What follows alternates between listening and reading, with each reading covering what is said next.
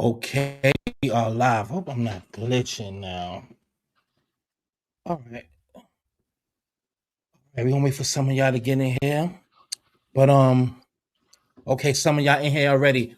Please do me a favor, man. Make sure you share this live. Please make sure you share. Hit the like button. Please make sure you share this live. I will gladly appreciate it. Please share. Thank you very much. We're gonna get right to it, man. So I'm pretty sure that this face is familiar to y'all. We have Dwayne Turner, one of quite a few who've seen the actual footage of the incident between Austin Metcalf, Hunter, and his goons getting that Carmelo Anthony on that field. So we already know the new updates. It's edited videos. The exhibits have came out. All of the updated things that we already heard about that we talking about as of today. What up, Nick? Please make sure you share, everybody. Before you do anything, please share and hit that like button. Please share. So with no further ado, we're gonna get right to it, man. What's up, Dwayne? How you doing, brother? And thank you for joining me, man. Thank you. Most definitely. I'm doing pretty good today. How are you doing today? I'm good, brother, man. Definitely appreciate this time, man. You could have did anything else had been on anybody else's show, man. So I appreciate your time. All right. Most definitely. So let's get right to it, man. So all right. First of all, he has a new legal team, and from what I'm hearing, that they about their business and it's pro bono. What's your overall thoughts on that before we really dig into everything else? Yeah, they you have his appellant lawyers, which actually they're hired attorneys, so they pay for them. Then you have the civil attorneys that's going to handle the civil side, and that's Right. the big crump people that are involved. They are pro bono. They'll seek their payment when they get through suing people. But as far as his appellate attorneys, they are hired attorneys that they actually pay for. Okay, man. That's good money, man, and can't wait to see how this turn out because I already know you already know about Ken Paxson and that whole link. Sarah, Laura Roach, Jill Willis, Greg Willis, Toby Spoke, Bill Whisker. And they got their own law firm. Still to this day, they are partners, even though they was on opposite sides during this trial.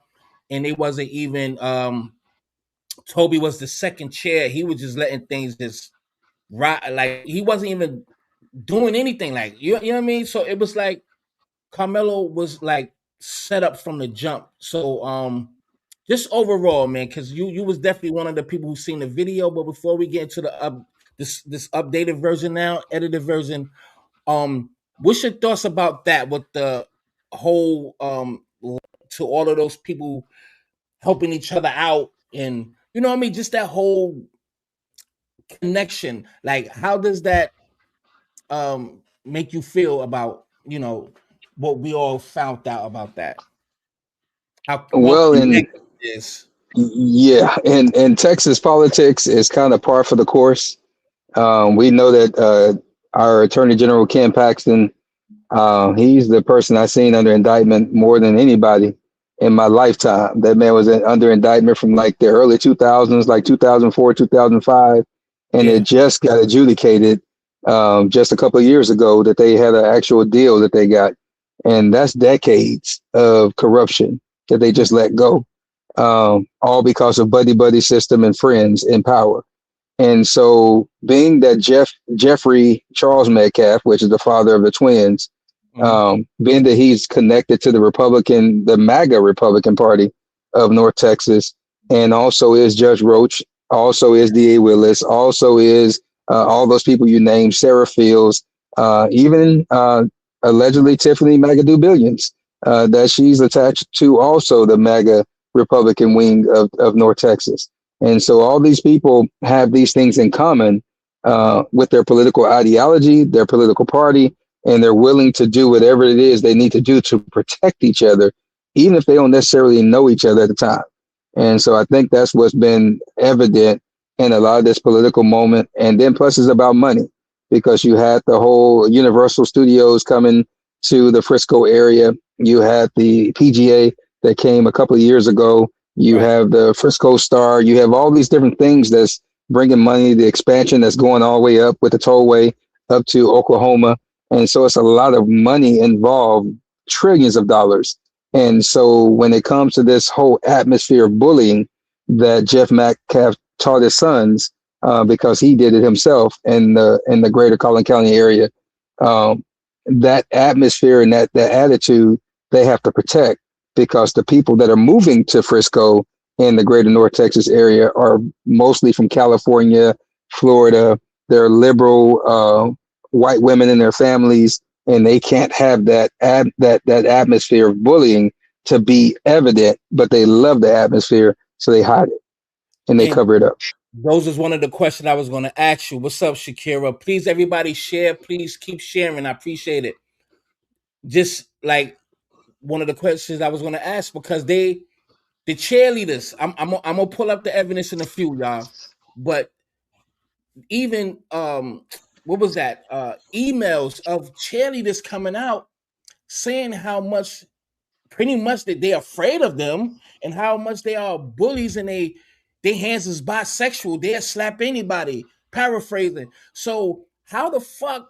Because everybody in the town, I remember when this first happened, and even in April, even in May of last year, people from the school or from that county was putting it out there that these kids was bullies from the jump.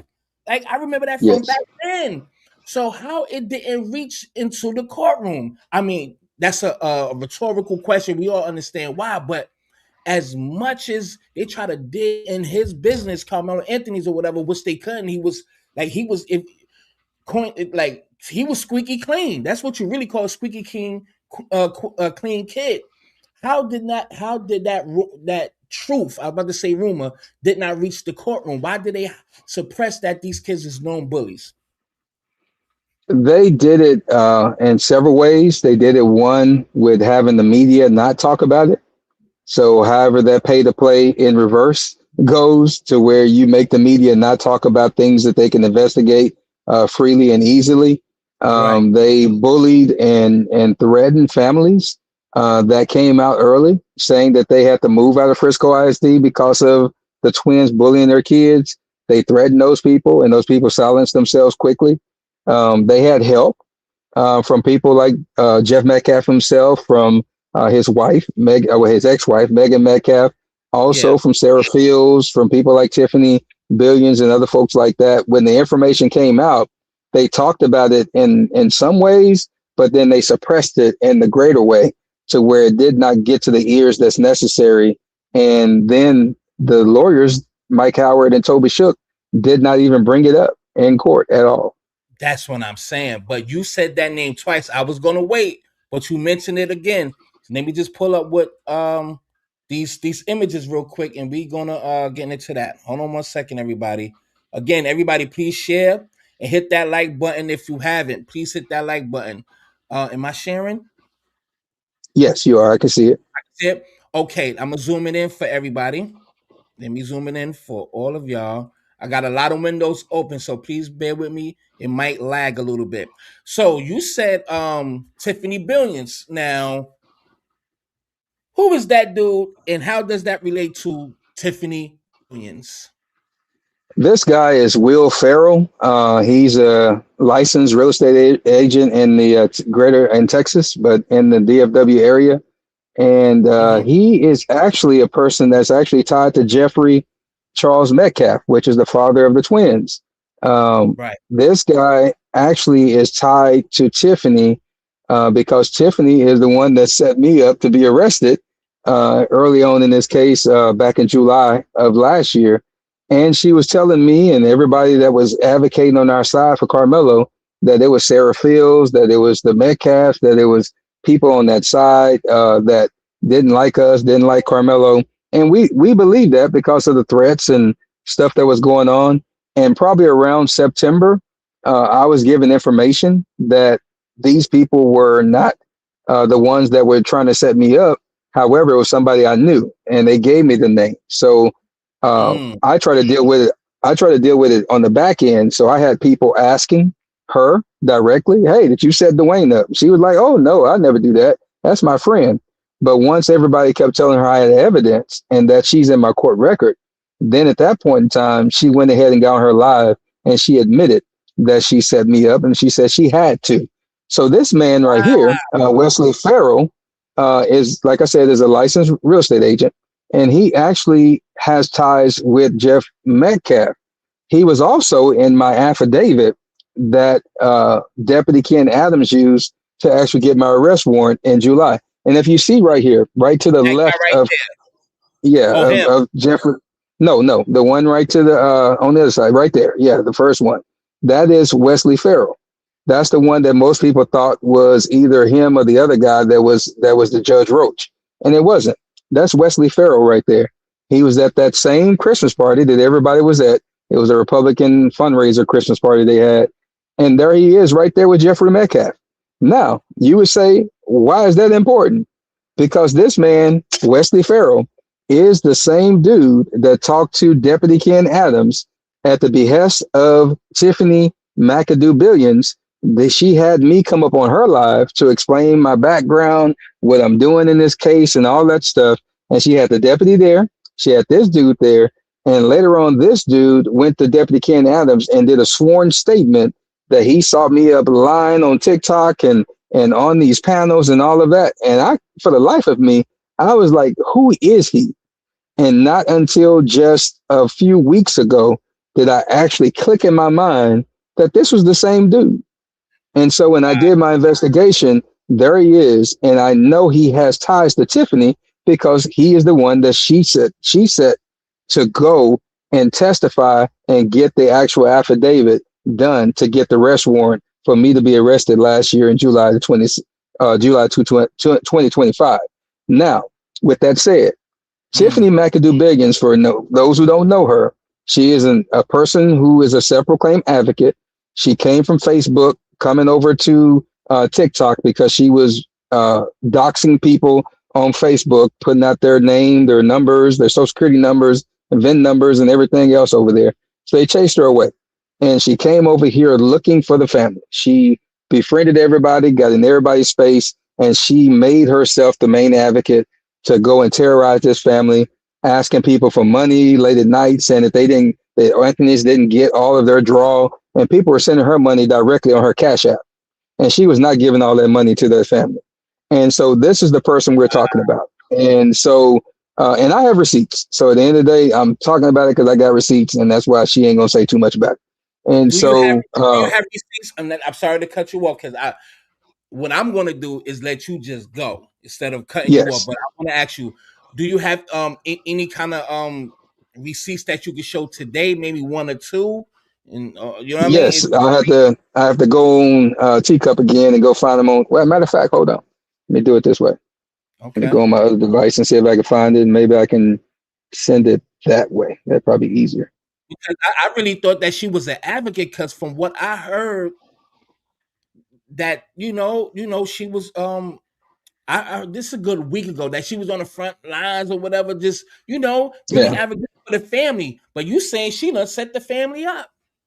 yeah, because we all believe that. I was the first one um, to actually validate her claim of what she saw on the video. People kept on saying, "Hey, Tiffany said that she saw this. Tiffany said she saw that," and that's before I knew who she was. And I was like, "Well, if that's what she saw, then she actually saw the video because that's what's on the video." And so I was the one that did that claim that validated her on that moment because nobody wanted to believe it because a lot of people knew her from Facebook, which I Mm. didn't really pay attention to her on Facebook. And so we all began to advocate with her. There were people telling me, some good friends of mine on TikTok was like, "Hey, stay away from that woman." But I was like, this is for the family.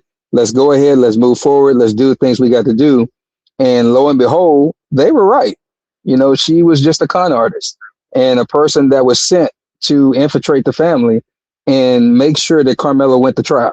That's all it was about. And I'm going to say the reason why I'm telling you that is because we had a meeting on Zoom, we had a meeting on phone calls, and I was telling them in September that they need to fire Mike Howard and Toby Shook and that she need to get into the family because she was telling us she had direct contact with the family all the time, and Right. tell them to fire them. And we would put the paperwork together. We would get a lawyer to go in there and argue and get this case dismissed. I said if it wasn't dismissed and it went to trial, that he was going to get 30 years because I knew that Judge Roach, DA Willis, had that fight fixed. And they don't care who it was going in that courtroom to argue, they were going to convict Karmelo. And Right. so she never told the family. She told the family not to talk to me, not to talk to a few people that were trying to get in touch with them. And always, I'm talking about, we reached out on their social media and everything. And when you heard Drew Anthony say that he wished he would have went rogue and talked to the people that they said that he shouldn't, he was talking about myself and about three others. And Tiffany McAdoo Billions is her real name, McAdoo. She was the main one telling them not to talk to us. But she was using all of my FOIA requests that I was getting from Frisco ISD, from Frisco PD, from any other source. She was texting me, getting information, all of that stuff. So she was using it for her benefit. She was still getting money from me when she needed help. When she was saying the family needed help to send her Cash App, she had people sending her money monthly. And I'm talking about monthly, $800, $1,200 on her Cash App. She wasn't giving that money to the family. Right. You just answered my question. So the family did not receive not one dime because I'm friends with. I'm not gonna say one dime, but I'm gonna say they didn't receive all of the dimes. All of the Because dimes. she had to give them something in order for Drew Anthony to continue to accept a call or a message from her. So it was something she sent. But trust me, she did not. I seen her come up from the way she was looking in the beginning to the time that she was sitting out there in the at the courthouse steps on that video with T Sturdy and Chocolate Mama the day after Karmelo was convicted. And so I saw the change. I want to say this. The views and opinions of him speaking his truth does not reflect the views and opinions of all Viral Access Media. He's speaking his truth. Tiffany, I'm pretty sure this is gonna come by you. If you want to speak your piece, then so be it. But this is his truth, and we're gonna stand by it. And I'm not gonna filter him. You know what I'm saying? And it doesn't make any sense. So I just put this. I'm gonna put this back on the screen. So this is exactly the like the police report or the incidents that involved you and Miss Tiffany. Am I correct? What I'm looking at here? Correct.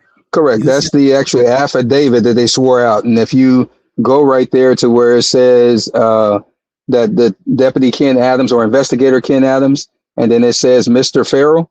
Mr. Farrell is the same Wesley Farrell that's there. And he's the one that's swearing to the fact that I was on TikTok, that I was lying, that I was doing all these different things. Yeah, and Tiffany is the one that sent him there. And I knew that because one thing definitely Ken Adams told me himself that's the reason why he was listening to the live, because Tiffany called him and had him listen to the live. And then I also know it because it's part of my court case that I currently am fighting and dealing with right now. So that case is still active. Yeah, I have court actually on Friday. It's a status hearing, and if we don't get it nipped in the bud, I got to go to trial myself July 6th. Wait. So what the trial? So what would that be about again? I'm listening. So what did she actually try to get you in or got you in trouble for? Well, her thing is that she didn't like my background because my charge and deal, is dealing with something of the sexual matter. And so she don't like people like that. So I'm not the only one. Now let's be clear. I'm not the only one that she got locked up during this time. If you're on TikTok, you know a young man named Himothy that was on TikTok. He got locked up twice actually. And I know people was listening to the moment saying Sarah Fields, she was taking credit or whatever. But Tiffany Billions is the one that set him up. And I know that because when he was on the platform and him and Sarah was going back and forth, because they had been going back and forth for years on Facebook with never him going to jail.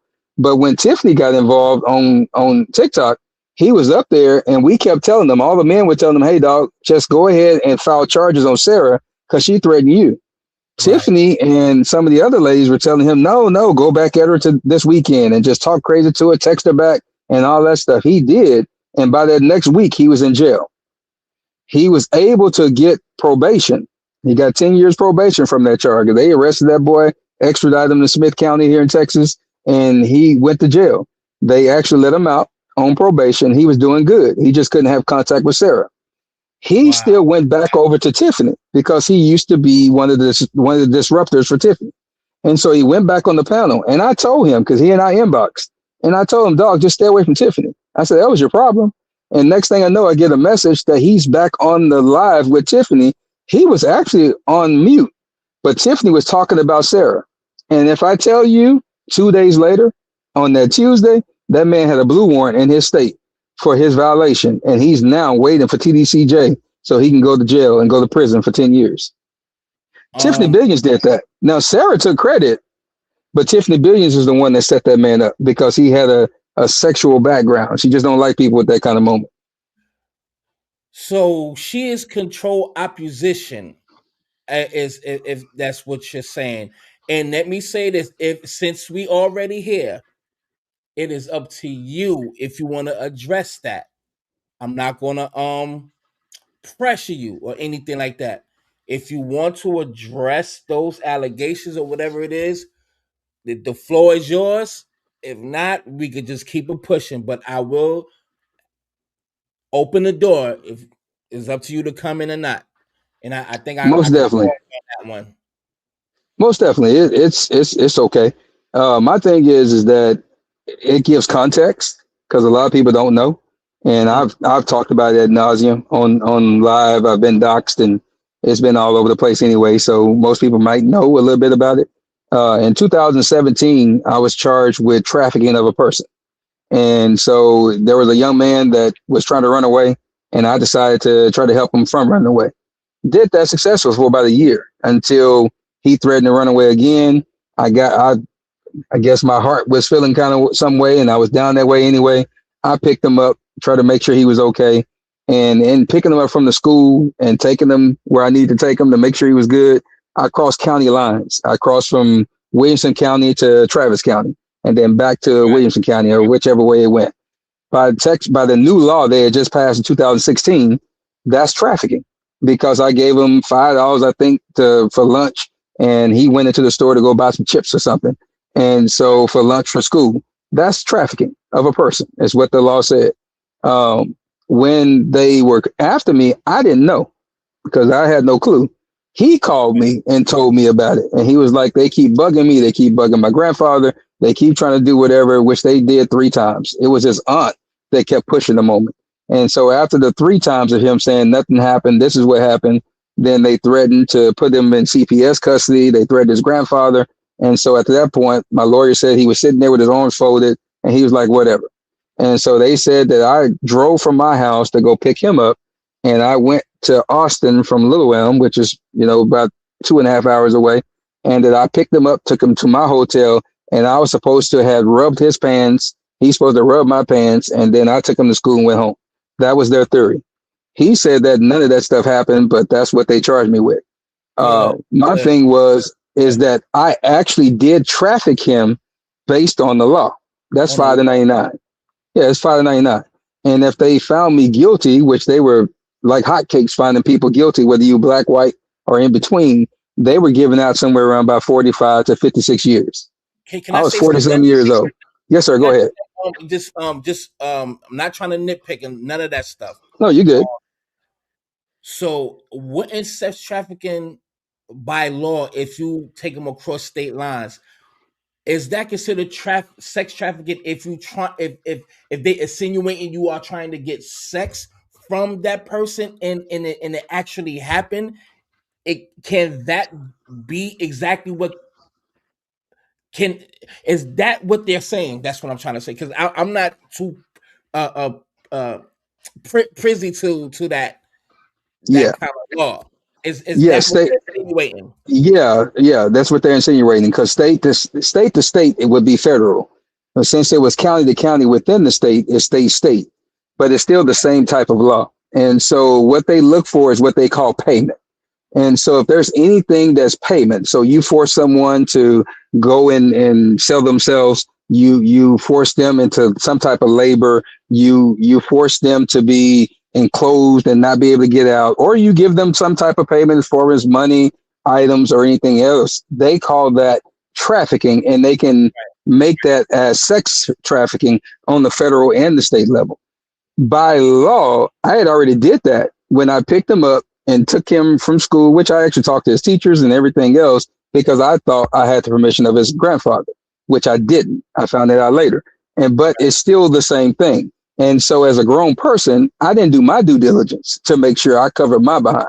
So that's why I didn't really fight that moment. But I was gonna have to meet my end regardless whether I did had the trafficking or whether I played out like I did to the lesser charge to do the range of 2 to 20 instead of the range of 5 to 99.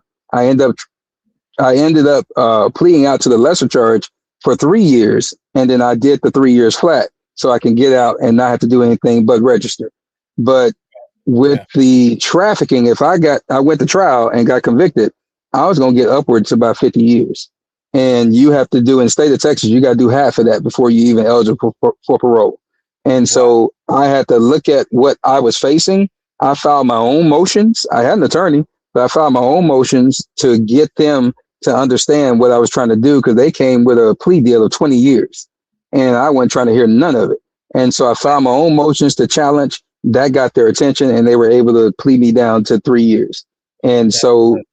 yeah, and just for context, when I got out in 2020, I had two phone calls. Other than the people, my family that came pick me up, was from my little cousin on that Sunday, and then I got a phone call from the actual young man that's on my case, and he was calling me because he was grown. He had my number, so he called me. He checked on me. He was apologizing, and I haven't physically seen him in all these years, but I talked to the boy probably once or twice or 3 times a week. And so at the end of the day, it was in a situation that I, as a grown person, didn't make all the proper choices that I should have made.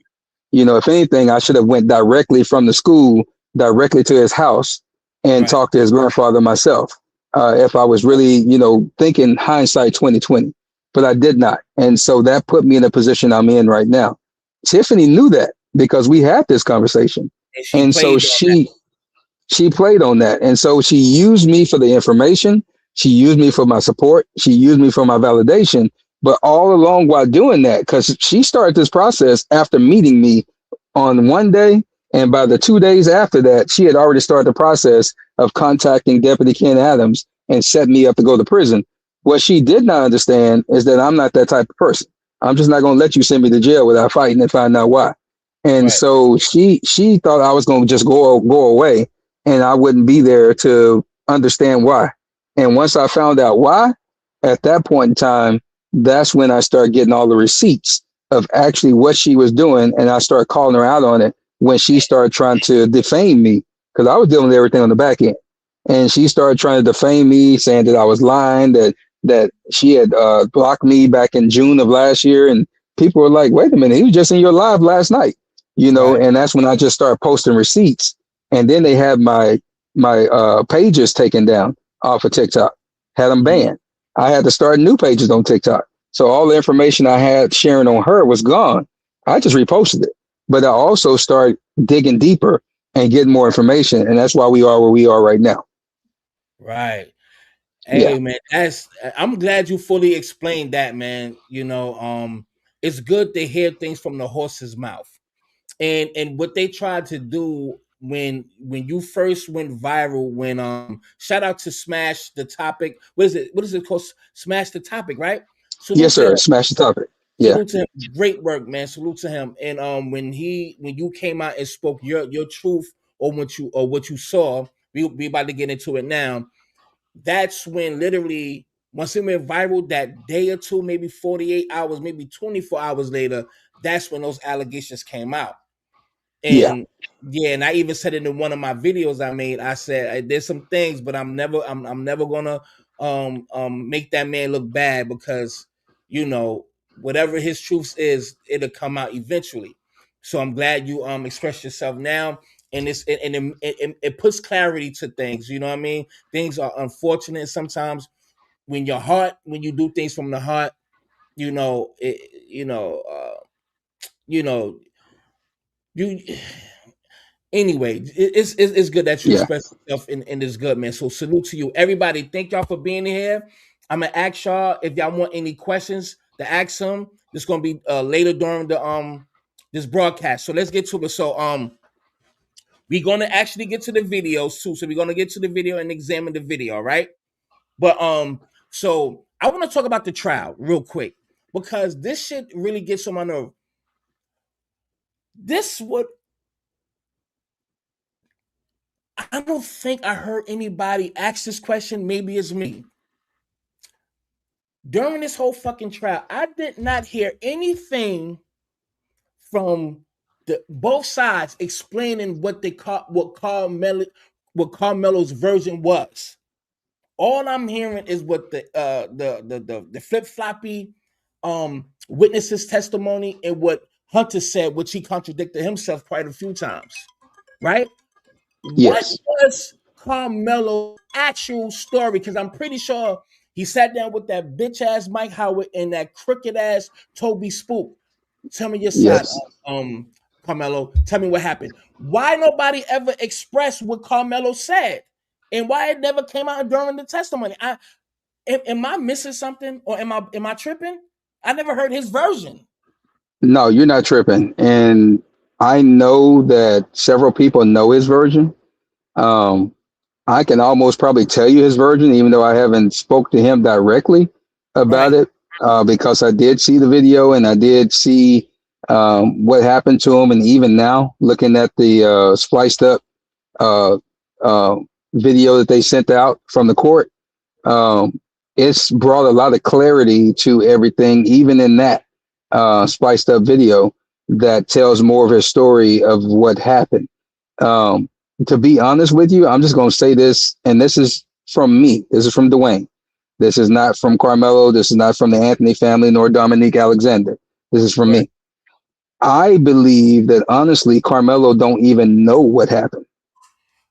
And I'm gonna tell Wow. you that because if you look at the spliced up video, and I know we'll get to it here in a little bit, if Mm-hmm. you look at that video and you look at it closely from all the things that people have broken down on that video, you can see when that gray part is sitting there the whole time, and it's this big body that's sitting back toward the back. That's actually Carmelo sitting there being in a chokehold. And remember, there was testimony from the court that said that Austin used a linebacker's move to Right. a football move to pick him up. And you can see where that gray is picked up and brought toward the left side. Toward that was Austin bringing him toward the left side. And then all of a sudden it's thrown back to where it was. And you can see people hitting it. And then all of a sudden it shoots out the back. And when it shoots out the back, if you look to the left where Austin was, he follows where Carmelo is, then he stops and come back. Then you see hitting again. And then all of a sudden, if you look at the video and you really pay attention, Austin goes flying down. He kicks the little girl that was in the yellow poncho, and he falls on other kids. And that's where last year you heard me say when he came out of the canopy and looked right and he went left, they were still fighting underneath. I kept saying that. And when you look there, they're fighting Austin. And you can see when he goes down and he kicks that girl, Carmelo at the same time is coming down, he falls and he goes. You have Hunter and them chasing them. But you also have this other kid that's coming down. He runs to that trash can, hit the trash can and put something in it, and then he runs back.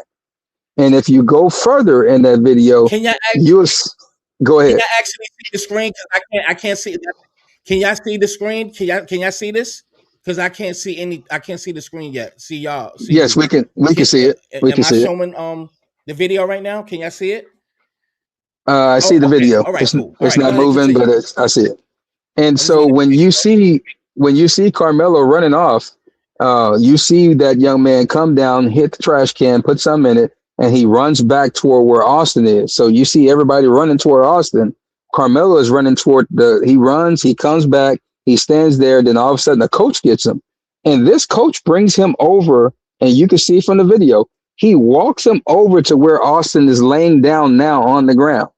And the coach testified that he was Right. telling Carmelo while he walked with him. He said, I walked and I told Carmelo, if he passes away, your life is over. He said, Carmelo said, no, he'll be okay. Because Carmelo was like, what? And he said, he turned him around on the video. You can see it, where he actually points him toward Austin. And he say again that, hey, if he's gone, your life changes. He says when Carmelo started crying uncontrollably, they start walking further to the left. And then you see this other young man up there in the stands actually go to the trash can, picks it up, grabs something out of it, put in his pocket, and then he stands there. And when everybody's not paying attention, he takes off to the right, walking real fast, and then he takes off sprinting and leaves the scene. It's all in their video they show. This is their video that they never showed the full video to the audience. And so this is their doctored video. It's showing what really happened. So when I say that I don't think Carmelo knows what happened, because Carmelo only responded to what the coach said. So when he went over there and he was sitting on the ground with that cop, and the cop said, I have the alleged suspect, Carmelo said, I'm not alleged, I did it. Because the coach told him he did it. Right. Okay. Now, because when I do it on here, on the cap cut, somehow it doesn't show. It like freezes, so it told me to make sure I share the entire screen. Now I'm gonna press play. Please let me know if it's playing. Is it playing now?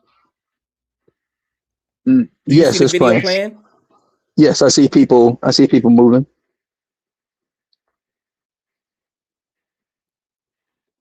Well, they were moving. It's moving. It's moving. It's just kind of It's moving. slow, but it's moving. Okay. Cool. All right. Cool. Okay. Okay. All right. There you Because go. There you go. all right. If anything, all right. If anything, I'll go to another video that's already pre-made. Yeah. Okay. All right. Well, Yeah, can I it's playing. We can I can give see it. my theory? Yes. Now when they first come in, do everybody know exactly where they sat at? Because from what I seen when they walked up, now they say that he was Carmelo was there first. Now either he was Correct. there or he wasn't, right? When they walked up initially, let me do that now. Oh, excuse me, y'all. Pardon me. You Excuse good? me. All right, let's go here. Okay, so we already know they rushed, and this dude right here, this motherfucker, he was there before the twins, before the evil twins, and I don't know what's in that goddamn bag, but you see that they rushing, and Austin, or I'm to me, I'm gonna say Hunter, right? And Yes. I could be wrong, but they both wearing the same shit. So where one of the twins, I'll just say Hunter for a second. He sits right there, and Austin walks on that side. And throughout them sitting there, whatever, Austin gets up, and that's when he first initially go up to Carmelo and touch them and put his hands on them and stuff like that, right? Um, Correct. so that's I'm gonna say Hunter for right now. And here's the thing: what they did not say, because he said he had his back turned. No, you was actually facing Carmelo. Y'all was face to face, from what I gathered. Because you see how he sits down here. He's about to sit down, and then on top of that, where's the pole that was right there? So it's like they Yeah. purposely, you know what I'm saying? So they edited this shit, because once after he run after the stabbing, and the camera pans this way as it follow him run, we know about to do with the garbage can. We're gonna get to that. But when it pans and then it pans back, this is all clear and everything. Like you see the pole there and everything. The shit just look crystal Yeah. clear. Weird shit.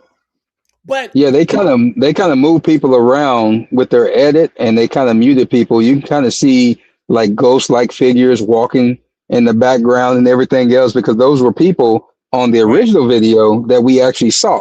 So it's a lot of people missing that was walking back and forth. Wow. So that's a beautiful question to ask. So the difference between this footage and what you when you saw initially, It's what is the total difference? The total difference is that one you pointed out with the pole Yeah, itself. You can also point out that there's many people that were on the field walking and people that were walking by that are missing.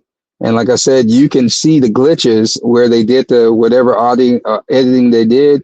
You can right. see where you have like ghost-like figures or people that's fading part away. You can see Yeah, that on the screen. You can also see the void if you look at the steps right next to that canopy.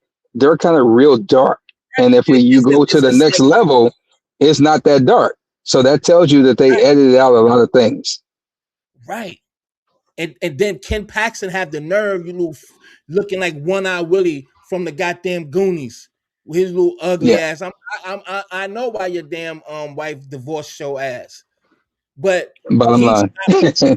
you know what I'm saying? He stopped everybody from seeing the denied all the requests to see the video after Carmelo was convicted. But it's ironic that they released the damn tapes on Juneteenth, June they didn't 19th. have they didn't have no choice. And to the moment with Ken Paxton, people have to pay attention that myself and others, we put FOIA requests in early in the beginning of this. When I went to go see the video, I actually put a request in to get a copy of the videos because it's several.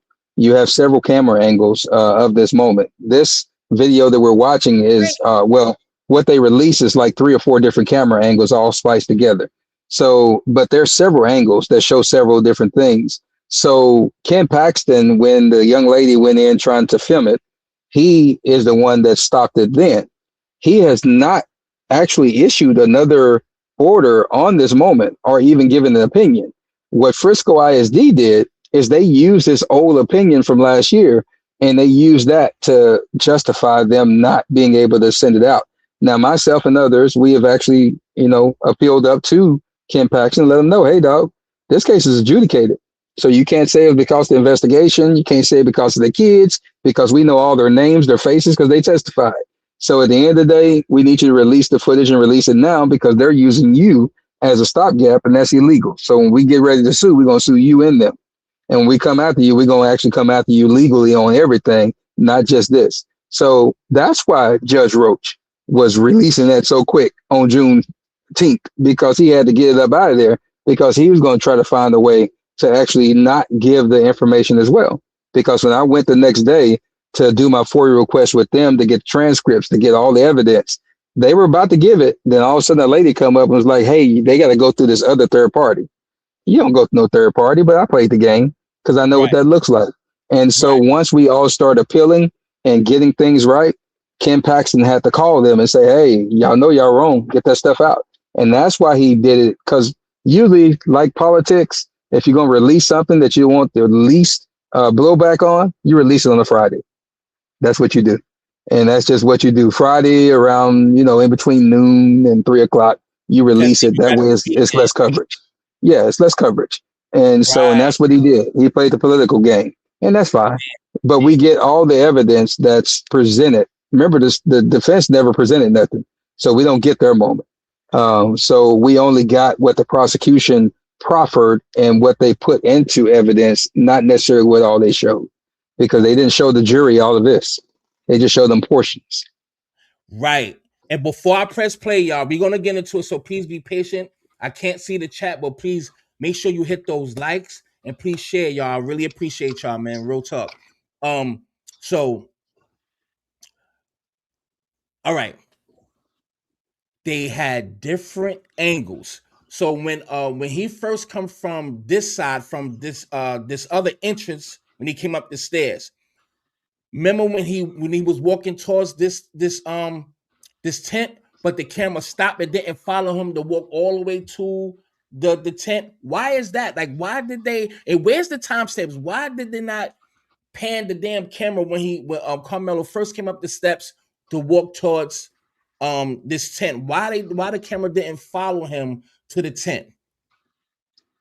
Because that camera that you saw him walk into the canopy is Yeah. actually the 40-yard line camera on the left. That's the south side camera. The one that you're looking at right now is the 40-yard line camera on the right, which is the north side. So they spliced the two Right. together. They wouldn't meet because it's a 50-yard camera that actually moves with movement. That's the one that you usually see if you go to Kirkendall Instagram, YouTube page. That's the one you see usually watching the people who's running the touchdown or the ball being kicked through the end zone or wherever the case may be. That one is designed to follow movement. And I think it was a fix going south when this happened. So it didn't catch any movement.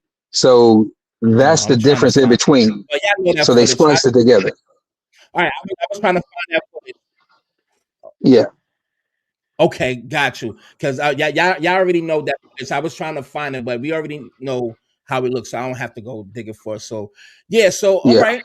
So so how it looks right now when you initially seen it, this shit was more crystal than that, or when you zooming in, yeah. it It's got it pixelated. it's it's a lot clearer than that because it's the you got to think Wow. about it. It's the original footage.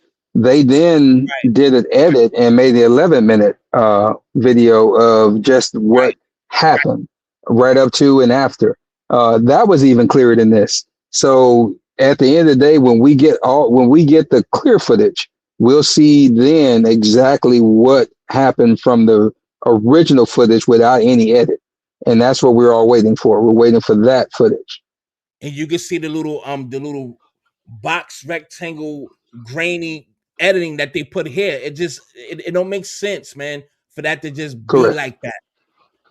Correct. So now I want to can I do you want to give your version first, or do you want me to give you mine's? Matter of fact, you know Oh, you what? can go ahead. You sure? Yeah, positive. Go ahead. All right. Now, all right, let me just ask you this question. And again, everybody who's listening, I can't see the chat, so that's kind of good. Now, do you feel that all right? Do you feel that Carmelo was already there or he walked over there? Either or, it doesn't make him it don't make him guilty at all. What's your thoughts on when you seen it? Was he already sitting there or you seen him walk over there? Well, I'll take it this way. In the court, it was testified by one of the students Right. that Edwin Pora, Yep. which is EP, Yep. actually Walked over called there. Carmelo over to That's the right. canopy to sit down. They dapped up, they sat down, they chopped it up. And that testimony was that after that, for being there for a while, is when we see the parade of first Austin and his few friends, which is like two or three of them or four, Right. and then came Hunter behind him with another two guys. And so that's why we told people how many folks it were. One went to distract, two went to go to distract the coach, one went before, and Austin came up with those, and Hunter came up with them as well. So they were they were trying to catch up with Austin them in the other video footage, but Carmelo definitely was sitting there first. In Mm, this edited video, it makes it look like that he came afterwards, right. and the So difference is mhm, where Austin actually moved him from where he was sitting and mm, moved him to a different spot. okay. That's why it looks like he was being moved or he had moved himself. I Because am you got to remember, they said they took the bag and threw it. That's Jeff right, Metcalf. He said that on right. live TV. He said it also on TikTok that Austin took the bag and threw it. Hunter said that he took the bag and then he said his brother took it and threw it Mm, to move him up out of the canopy. right. So there's a lot of things happening if a person came after you. Right. And he Yeah, was and he had to defend himself. And there's a video that's circulating and I put it out there as well. Um it was like a small little celebration or whatever for not celebration but in honor of Carmelo, and they was outside and some ladies were speaking and they were saying that Carmelo and like the students and what have you, they had an online rivalry. So it was an online rivalry that was going on with the high schools. Now both it's pretty much like in almost in the same district, right? In Centennial and Memorial, they both play in this stadium. And then there's a Toyota Stadium, and then there's another stadium, something like that. I forgot the name of it, but Yeah, you have the Star. That's where the Cowboys practice at. A lot of the schools play there. Depending on what the schedule is, Memorial was kind of probably one of the weakest schools in the Frisco Independent School District. So they lost a lot. So a lot of times they didn't get to play at the Star. So they would play at some of the older stadiums, which is Kirkendall and a couple of the other stadiums at the different schools. And so they all play at different places because they have a lot of schools in Frisco ISD. right. So yeah, so that's the difference. All right, so now let's get to it. So um from my speculation, and I'm glad that you said what you said because they done edited this together. I don't want to say very well. It was janky, but they definitely trying to present um different scattered brain versions of what happened and edited versions, which is not good. But to what they are showing, here comes Carmelo right now. So this is where Carmelo sits at. And to me, this is Hunter. And Hunter back is towards us. So he's actually facing Carmelo as he about to sit down. And like the one of the witnesses said, he Edwin Para called him to sit down, gave him a dap or whatever. And from what was said, that he said, well, can I sit here? Some shit like that. Something to that effect. And so, and it took him like maybe a good minute before he sat down because he's still kind of standing up, but he sits down eventually, is about to sit down in a second. So I'm just pressing fast forward. I'm trying not to go too fast, everybody. So be patient with me. And you see how it's so grainy on purpose. You see the little box and all that shit, little square, little grainy things, right? So he's okay, he sits down by now, but after a while, they talking, going back and forth or whatever, right? And Yeah. Austin gets up from this side. The initial time, and I think that's when he snatched the bag, I believe. Um, let me move. Let me fast forward just a tad bit. Just a tad bit. Right. Hold on. And all of that was an 8-minute exchange. Yeah.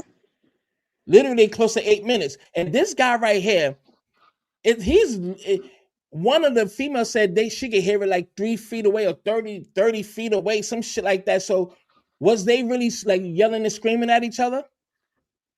From my understanding, more of the screaming was being done by Austin. And Right. so he was doing a lot of the screaming of "You gonna get out of here." From what the student said on the ground, he was using the N word and other words to tell Carmelo to get up and get out. You're not wanted here. We don't like you. That kind of stuff.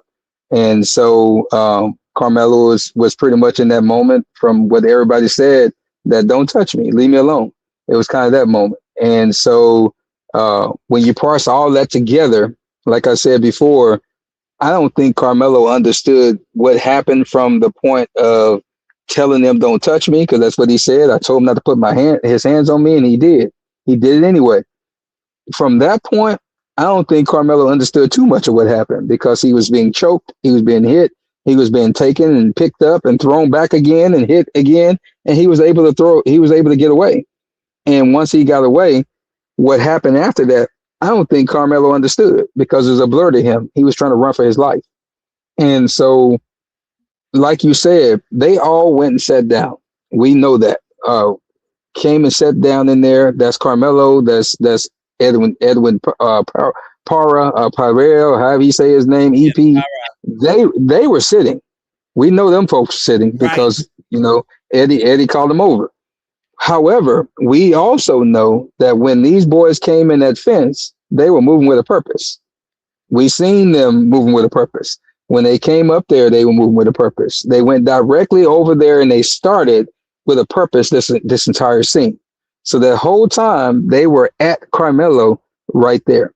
And what I will say is that people have to also pay attention to what happened on the actual video of the police officer, the resource officer that arrested Carmelo. Remember, in the end, when he took him to the car, he was writing down his information. He said, "I gotta get this. I gotta get this guy ID." When he did, he said, "You go to Emerson High School, right?" And Carmelo said, "No, Centennial." If you ever listen to the dispatch calls that were played on TikTok last year and going up to this year, I believe too, those dispatch calls are from the cops that arrived to the scene. They all were looking for a suspect from Emerson. They said they were looking for their suspect from Emerson. They said they had the suspect in custody from Emerson. Emerson is a high school in the Frisco ISD. There was only one student from Emerson High School there during this time that morning, and that was a young lady. During this time, and I would say allegedly, that these twins and their friends were actually bullying her, and some of the students had stopped them from doing so. So that's one thing they were hot about. Second, on that same thing, Jeff Metcalf said that he was called by the middle school coach. This is his words, not mine, to come because there was a problem at the school. That's what he said. He didn't say with the issue of Carmelo. He said a problem at the school. So therefore, they were called to the middle school. He and Megan, because Megan was on her way to work to the pizzeria out in Grapevine, Texas. They ended up at the middle school, which is in the complex of where Carkendall Stadium is at. When Hunter gave his interview, Hunter said that when all this took place, he said, I called my phone and my mom picked up and I told her what happened to Austin. His mom said, Megan Metcalf, that she hightailed it to the hospital and beat the ambulance there. Only way she's gonna beat the ambulance there is that she was coming from somewhere in Frisco and not in Grapevine. And so they were already there. And I'll say allegedly, so they won't have their feelings hurt. So at the end of the day, they were there because they got called by a coach that has an actual job because he teaches. So he was not there at the actual track event. He was at the middle school teaching. So when he called them, it's because he got a ruckus that he was notified of at the middle school. They were there already. It's why Jeff speaks of everything in first person. He don't speak of it in third person. He'll tell you real quick when the interviewer asked him, what do you say when people say this about Carmelo? He say, y'all, what they saying? Were you there? Because I was there. I know. That's what he said. That was his words. Because everything he speaks of is in first person because he was there. And since he was there, he has firsthand knowledge of what his twins had did that day. And it wasn't just Carmelo. They were there causing terror. Yeah. Yeah. They were there causing terror all morning long when they wasn't even supposed to be there. They were they were suspended on in-home. They were in-home suspension in the schools. They both were kicked off the team per the coach that testified in the courthouse and said that he had kicked them off the team. So they had no reason to be there. No reason. But they were there anyway. They said that they showed it was a text. It was a text from the coach that told him to come set up a tent or some crazy shit like that. I'm gonna pull up all the text. That mean he was truant because according to Frisco ISD policy, if you are in alternative school or suspended, you cannot attend any extracurricular activities. This is during school hours. This is not the weekend. This is during school hours. This is in the morning during school hours. And so kids who are at other schools were texting about this incident because kids were texting them about it. So they shouldn't even been there at all. I don't care what the coach did. That was against the rules. And he clearly put them and put everybody else in risk because the coach said himself, when someone told him something was going on, the first thing he thought was that his boys were fighting. That's what he said. His testimony in open court. Now, look. Now, these two dudes. This is supposed to be Carson Young, right? These dudes right here. Right afterwards, he throws something inside of the garbage can, right? Correct. And after this, I want to get your version too. So we're gonna rewind back, and we're gonna go step by step. And I think I should get another video. I don't know why it's looking more grainy than what it was. I guess I know it's seen it so many times, so I don't know. But you can still see it. You see him right there, here, right? Yeah. So and then this guy do the same fucking thing. So I'm like, why you run to the garbage can? because So he went and picked it up and he took boom, it Austin out. in there too. Right. And this dude is all a part of the family. Carson Young, all of them.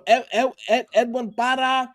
I forgot the other one's names. I got it in here. Some on the I got it locked up. But what do you think? Do you think that they actually took the knife, or was it Austin's knife or whatever? Because why over something? Carmelo is running this way. He just dart from coming from right here and just dart and just go to the garbage can. Like that's not normal. Why we Well, we just know that I don't we know. know that Hunter we know that Hunter Type of shit carries Hunter carries a pocket knife all the time. So we know that. And we know Jeff bought them brand new pocket knives because they had just had a fresh hunt that they did like 2 weeks prior to this event back in April of last year. And so my moment of understanding from the from the videos that I've seen that's been a little bit closer, you can see the skirmish, the fight, and everything else up under.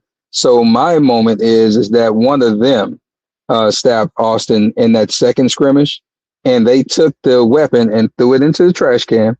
They waited until the coach brought Carmelo across the field and showed him and talked to him and everything and brought him out.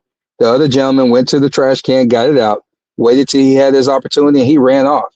And what people don't understand also, King Cast, I have to give him his props. He's been doing a great job on breaking down a lot of different things, getting information. Eddie Para, and mm-hmm. Edwin Para, he actually went over when they all were going to their buses and going to go and talk or whatever. He stopped and took all his clothes off and got stripped down to his actual running clothes. And I'm so gonna play that.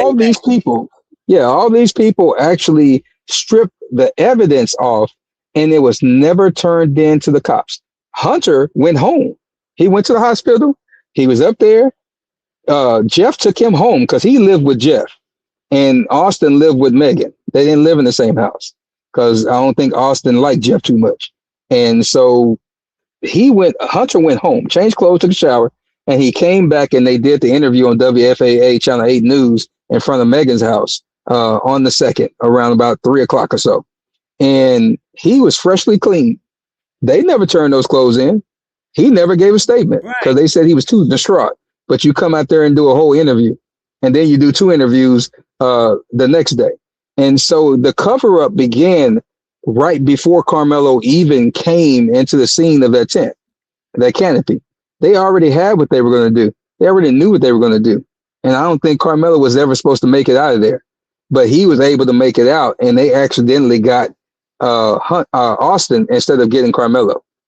Because when Austin came back in the scene from going out to chase Carmelo, and as soon as he came back down, they began to attack Austin, and Austin fell down, and that's when you see that little boy run out. Because as Carmelo is running, they didn't even know he was gone yet. That boy ran right to the trash can. Then you seen the other kids chasing after Carmelo. So if you look at that video and you go and run it, and when they get to the point when Carmelo pops out right there, see how Carmelo comes down? If you go back to that moment, It's coming right now. yeah, That's when he hit him. Boom. And he responded quick with that he stab, did. but he was out of He there. did. But here's Carmelo. But just hadn't happened until after Carmelo. So if you go right here and When we get go where back, Carmelo's at, no one's. You see this other boy come into the frame. Go forward. Now see him going to the trash can. right, Carmelo's gone. Now they chase Carmelo. Now you see the chase after Carmelo because now they right, understand something's going on with Austin. But Austin. they didn't chase him until the guy went to the trash can. And when the guy went to the trash can, he went back to Austin. And at that point is when they started chasing Carmelo, and he was gone. Because on the Right. video that most people seen at the school, you don't see this part right here. And so it's just a moment to where when you look at it in totality, I don't even think Carmelo even stabbed him because they didn't show any fingerprint evidence. They didn't have no DNA evidence. It was hardly any blood or no blood on that knife that was sitting there in that photo.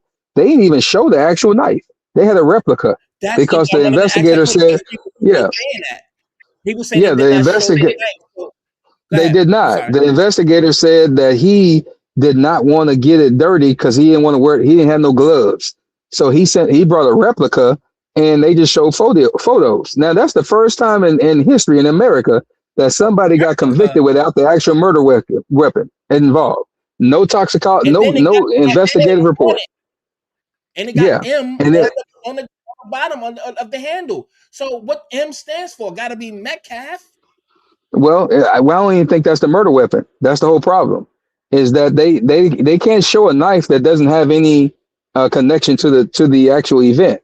And so again, this is the first time in history in America that somebody has been convicted without the actual murder weapon being there. And two, that they have evidence of one, but they're not showing it in court. And this is the first time a jury actually fell for it and said, you know what, we're gonna give you murder, even though we didn't see the weapon, they didn't tie it to you. They didn't even say it was Carmelo's. They just said he was there. And so that's how we know that the fix was in, regardless of what. You could have had Johnny Cochran and his team reincarnated and come in there. Judge Roach and D.A. Willis and his team was going to convict Carmelo regardless once they got inside that courtroom. Right. Now, let me say something real quick. This dude, I don't know if he's a coach or what, told him to take something out that bag because he said something because he walked up to the motherfucker. Right? Yeah, he did. They're talking together. That's a grown person. So they Right. So again, pick it up. This there are person right here. Go ahead. I'm sorry. Go ahead.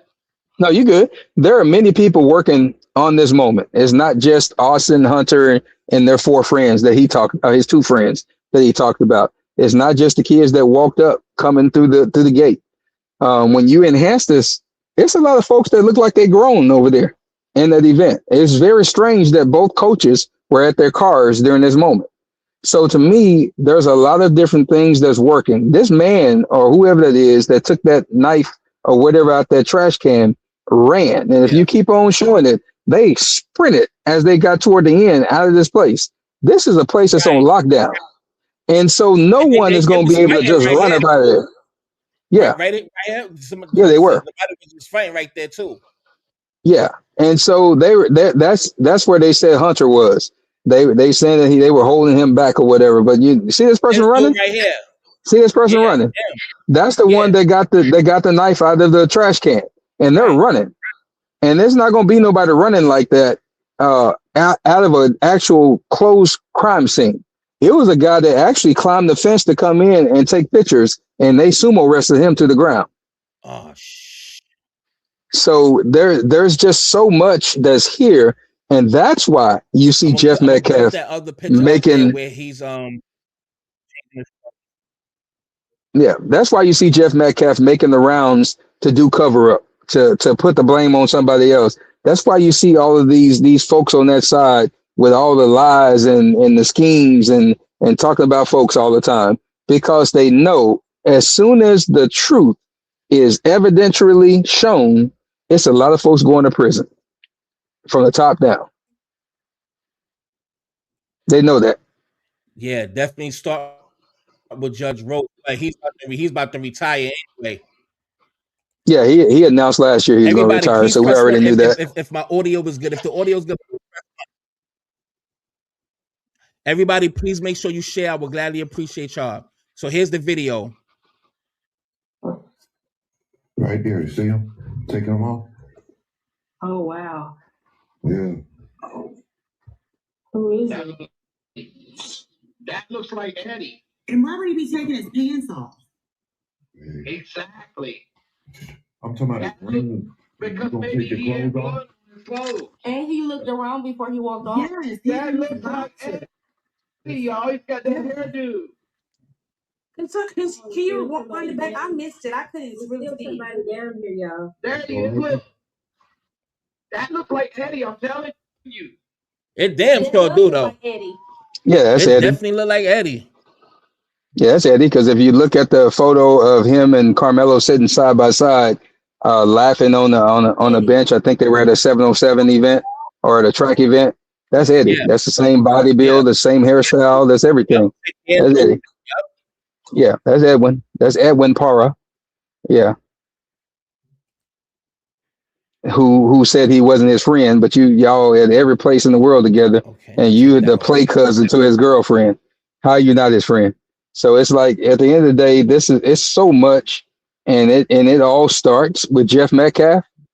It starts with him, Da Willis. It starts uh, with Ken Paxton now because he put himself in it, so he part of it, and it starts with George Roach, and it ends with your boy Mike Howard and Toby Shook, and many of those small players, Sarah Fields, Tiffany Billions, and all those people that helped along the way in order to Mm. ensure that Carmelo made it to trial.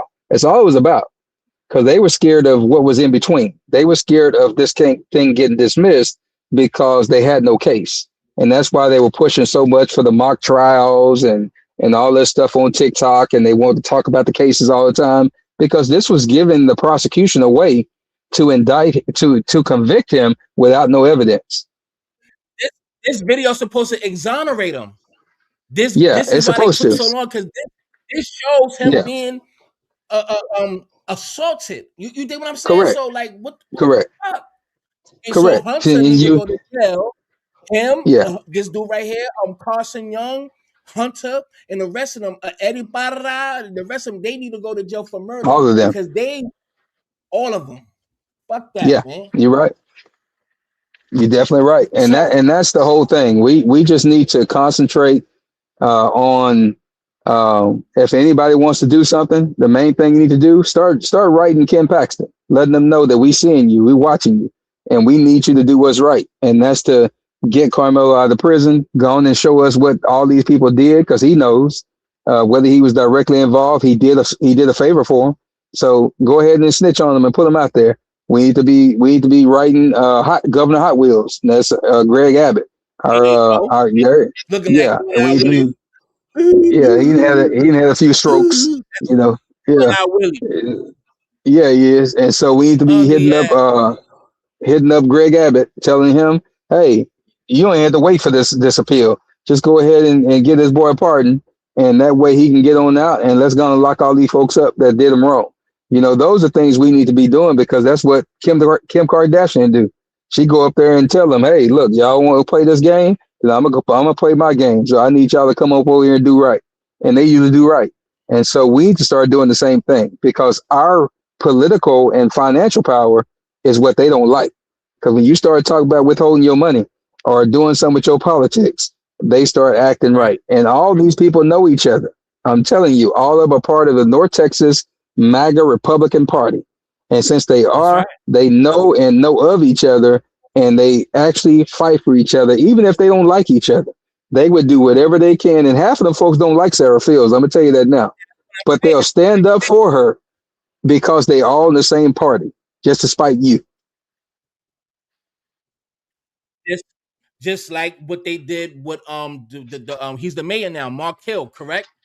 Mark Hill Correct. is the mayor now, and uh Judge Laura Roach helped Yeah. Mark Hill get into office. And Yeah. they all and she stepped down and she recused herself, and then another judge took over and sealed the documents. So they all helping each other out. All of them are linked together. Each and last Yeah. one of them. Even this, Yeah. they've been corrupt before the Carmelo Anthony's case. Yeah. Before the case, they've been corrupted. Anytime they start sealing Go documents, ahead. that's your telltale sign that something is wrong. Facts. But before we continue, and everybody, I'm gonna ask y'all, if any, do you mind if just a couple get on the panel if they have any questions for you? Do you mind that? Yeah, go ahead. It's Yeah, I up don't to mind. you. I have a little bit. I have a few more minutes. You can.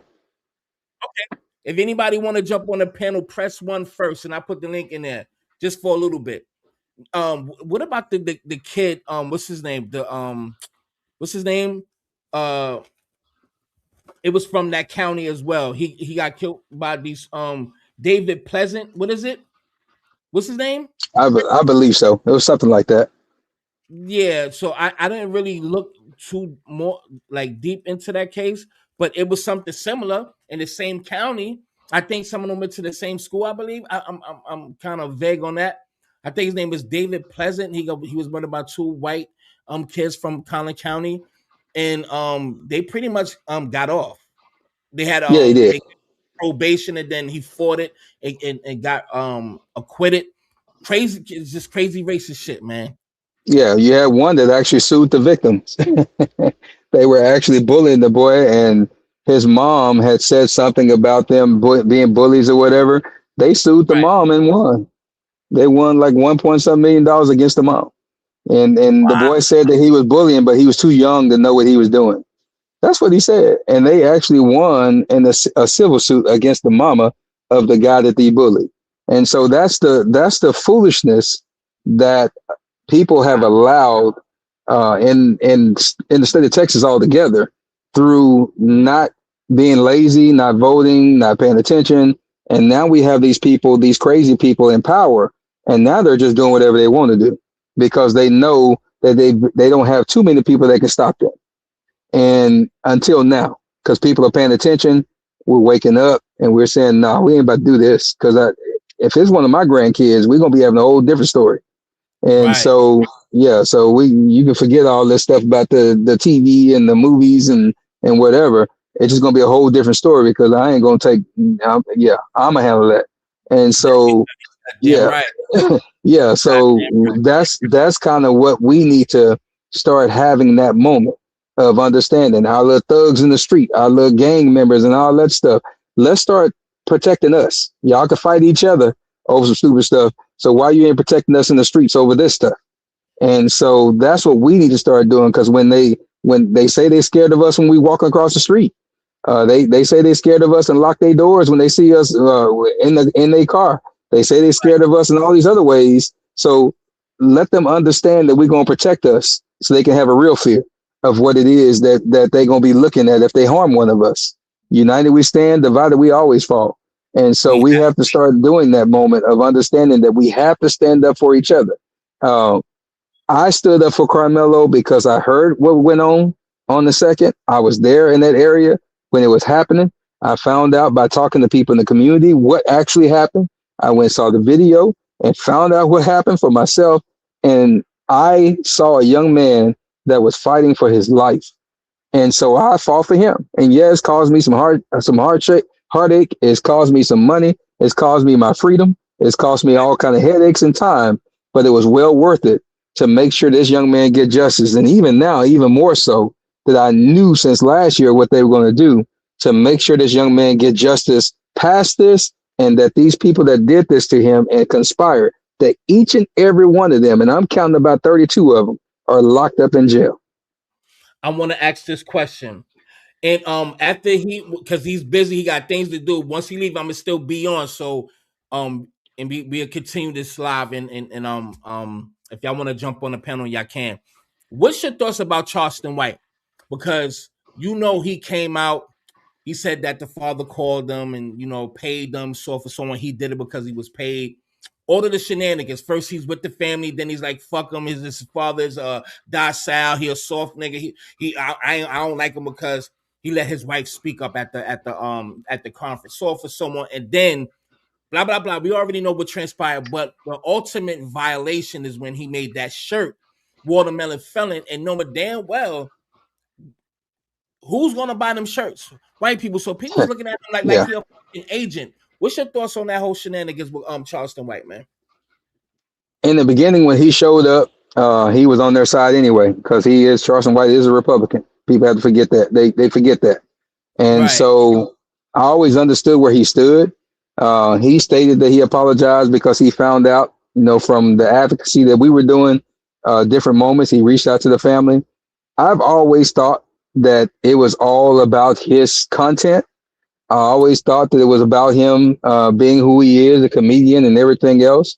And I think that's what it always was. And I think he genuinely got mad when he found out that they were going the route that they ended up going now with the appellate attorneys and the people that's helping out civilly. And I think he really showed his true colors on that moment. I don't care what you felt about Andrew Anthony, who is a good man. He's just a good man is what he is. He might not be your local whoever, He might not be that hood person from the street or whatever you're looking for. He's just a good man that took care of his family in a bad situation, and he was trying to figure it out. And so, whatever your feelings were, talk to him about that. Deal with him about that. For you to get on live and say that is the violation. That's the violation. As a man, you speak to that man about that. You have that conversation about that with that man about it. And if you think the public need to hear it, then you both get on live and y'all talk about it together. But to violate him like that, it was uncalled for. And to do it like that, then he just showed his true colors that he was going to go back to the Republican side regardless of whatever. He need his motherfucking ass whipped, looking like an unwrapped mummy, looking like a damn Dutch master. Pre-roll. They were out there. They were out there giving it to him. They went out there protesting him in Fort Worth. They was all outside his hotel that he stayed in out there at the Adolphus, I think it was, in Fort Worth. They were out there talking about that boy, about everything he ever been charged about. And some people caught up with him at some of his shows, and they were roasting him, wanting to fight him, but he didn't want to fight, so they were roasting him. Yeah. And he had to sit down, and then you want to tell people to kick him out the room. He done caught you. That's what I'm saying. These niggas be talking. Why am I? But these dudes, because people like that. Because you, first of all, you talk about me all day, but once you go to the kids, and then you get that shirt, like that's so.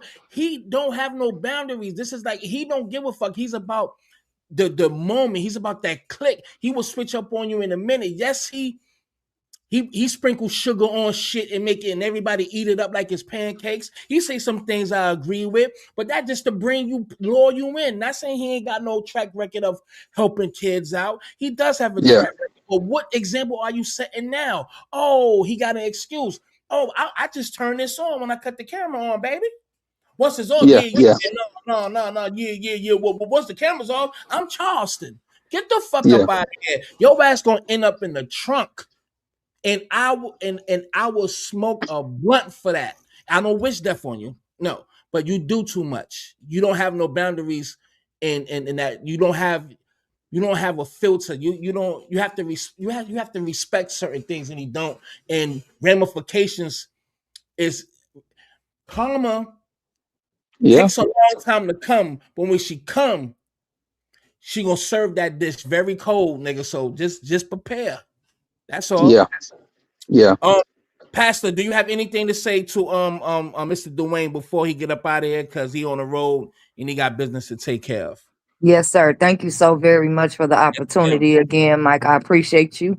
No salute. And Brother Dwayne, I'm glad that I got the opportunity to speak with you. I really want to give you your kudos, because I was watching Smash the day that you let us know you had saw the tape. And then, respectfully, other people came forward that had also saw it. My first thought was this: well, everybody ain't lying. That's one. Two, I was on the show with you, Mike, the night that the situation with Dwayne came forward, and I'm gonna back you up, because you clearly said, but I'm not here to judge nobody, because whatever needs to be said and whatever the truth is, it will come to light. Facts. In respect to that, whatever the truth is, it does come to light. And Dwayne, I appreciate, we're going to be slaughtered when we stand for the truth.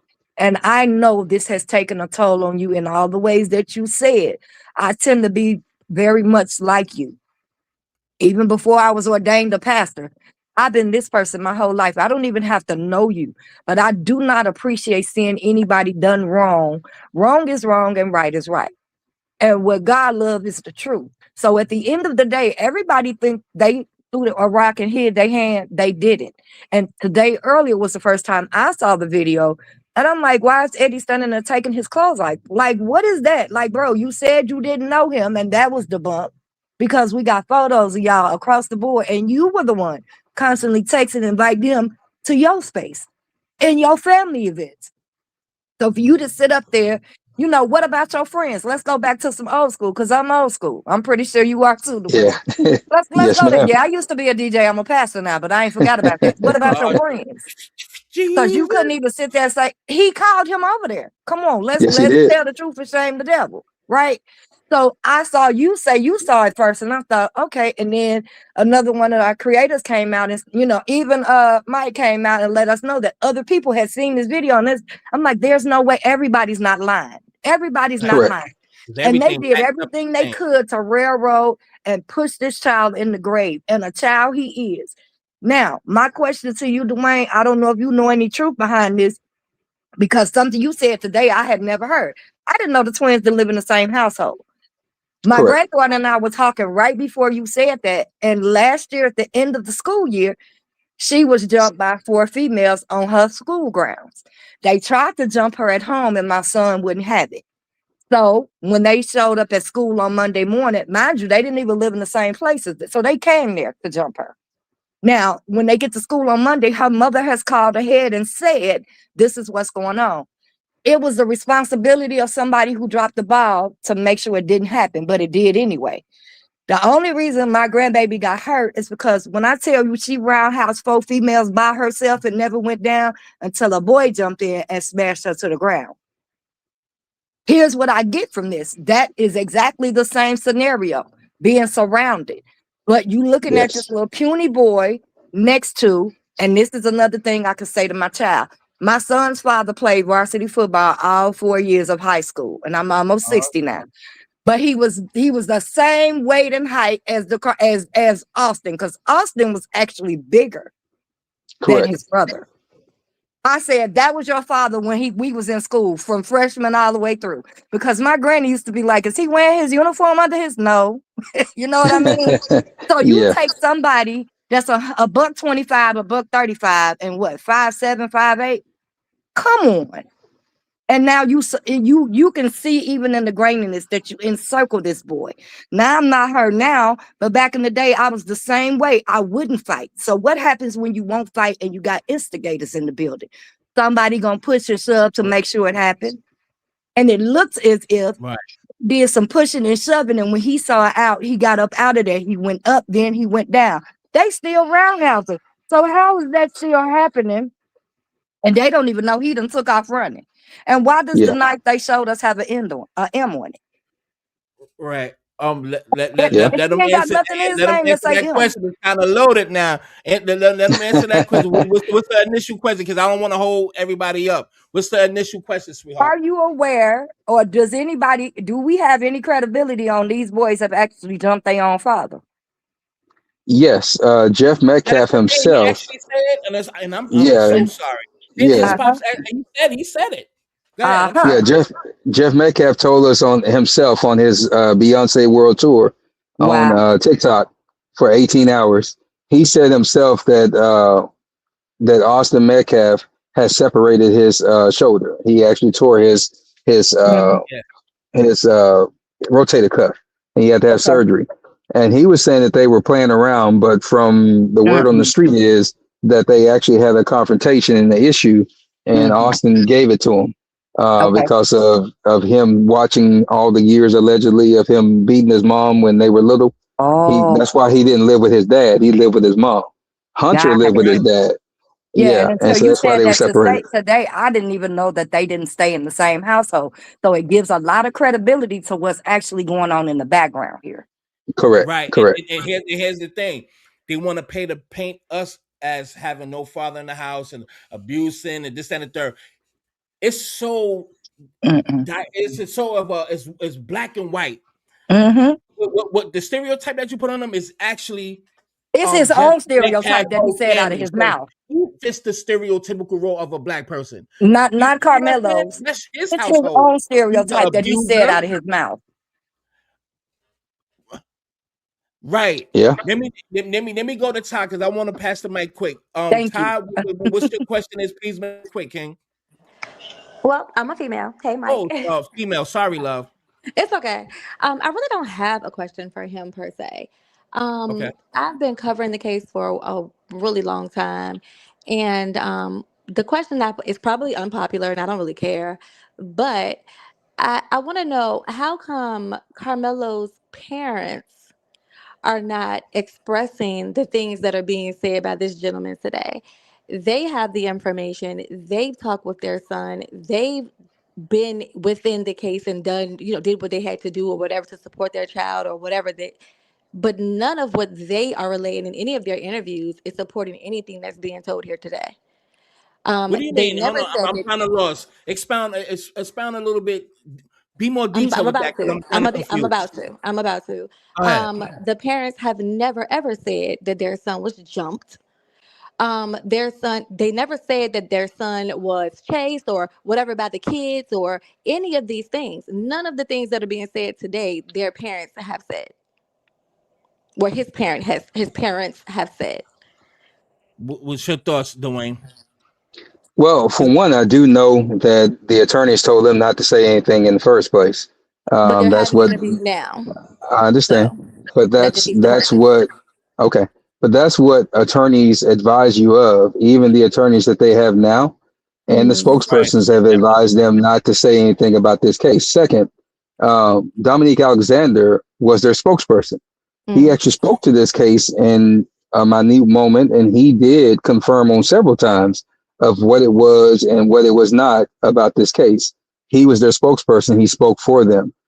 Third, I've heard him, and I've yeah, never heard him say that he was jumped. He said that there was definitely something going on. Everyone said that the kids surrounded him because they were antagonizing. They were yeah, but antagonizing both of them because they wanted to again, see a fight.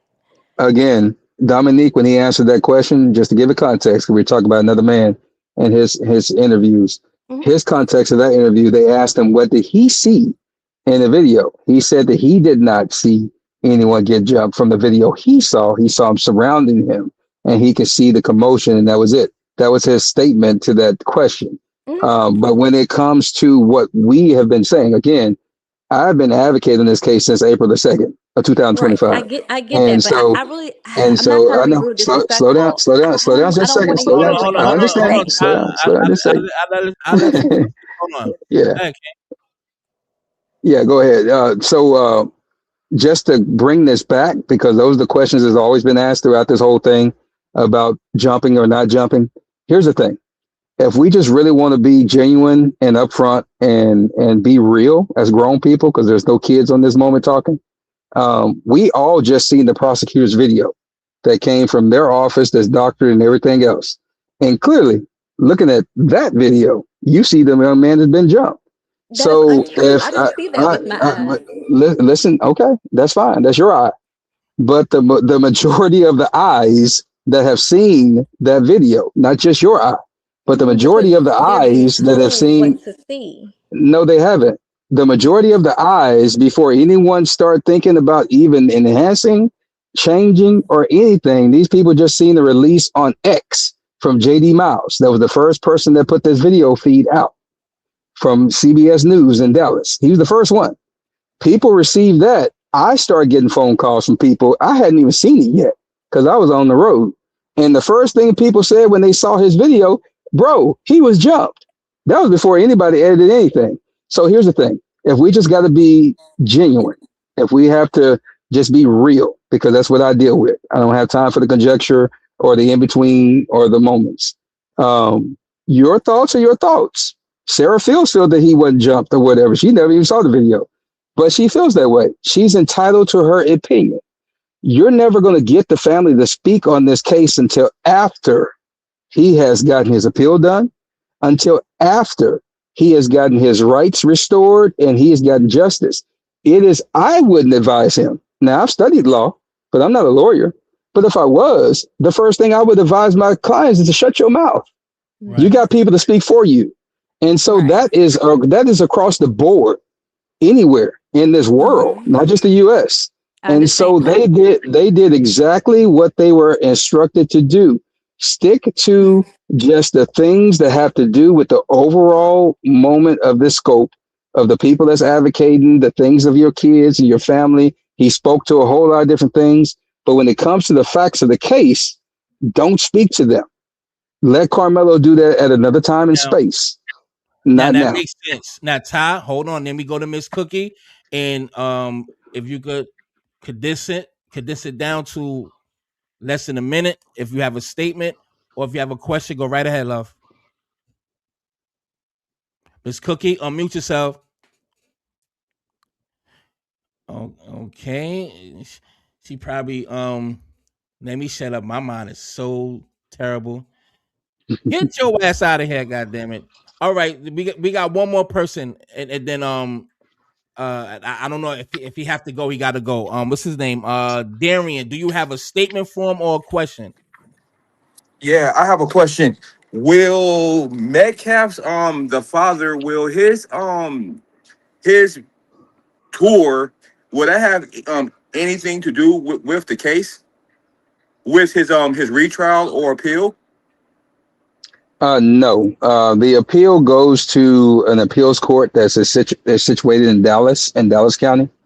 Yes, And sir. so they would actually look at what grounds of appeal, if there is a moment for appeal, they'll look at all the arguments. They'll make the decision. And if it's a moment to where it's just ineffective system of counsel or something of that nature, then they can actually send it back to Collin County. If it's something that shows that the DA did something wrong or the judge did something wrong, most time they will not send it back to the same court and the same DA.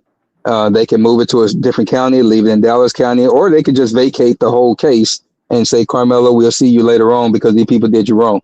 There's a lot of different things they can do, but it's in the hands of the appellate court and it's out of the hands of Judge Roach right now.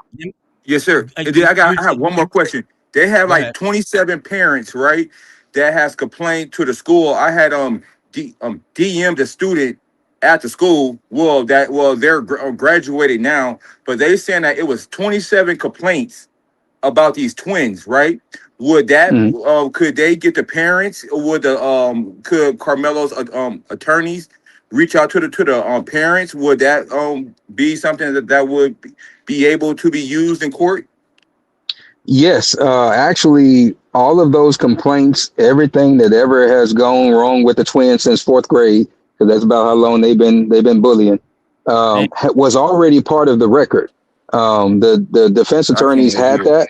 They chose not to use it, and What? so they'll actually have all of that information on the appeal to be able to bring it up at whatever point that they need to. So all those things will be there. The cheerleaders that sent in emails to the coaches, all those things will be known. Every other complaint they got after the fact, it was people that called the district after the fact, telling them that, hey, I moved my kids because of the twins bullying them to a whole nother city. All those things will be a part of the record. Hello? Yes. Yeah. I couldn't hear, man. I'm sorry. But I just check out the show to try to hear what he said. But thank y'all Right. though. Thank you, man. I appreciate your question, man. You have a blessed one, man. And please share this live, man. I appreciate you. Oh man, you Um, got it, bro. Thank you so much, man. Appreciate you. all right. Peace, King. Yes, sir. All right. Well, I'm not gonna hold you any longer. I have you already answered the question because they said about the appeal. Somebody said that it would have to reach Judge Roach desk first. But as you saying, no, that's it goes above his head, right? Now, when everything comes out, like Judge Roach should get in trouble. Is it true that Judge Roach asked for this case to come to his county, and why did it leave from Denton County, whatever, Dent County, whatever, to Collin County? I know that's loaded, but if you can answer that, you hear me, Dwayne?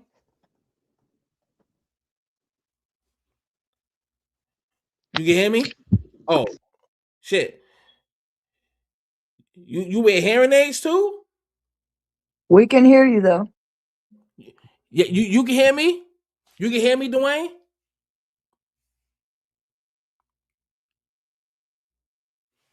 Dwayne, brother, you on mute.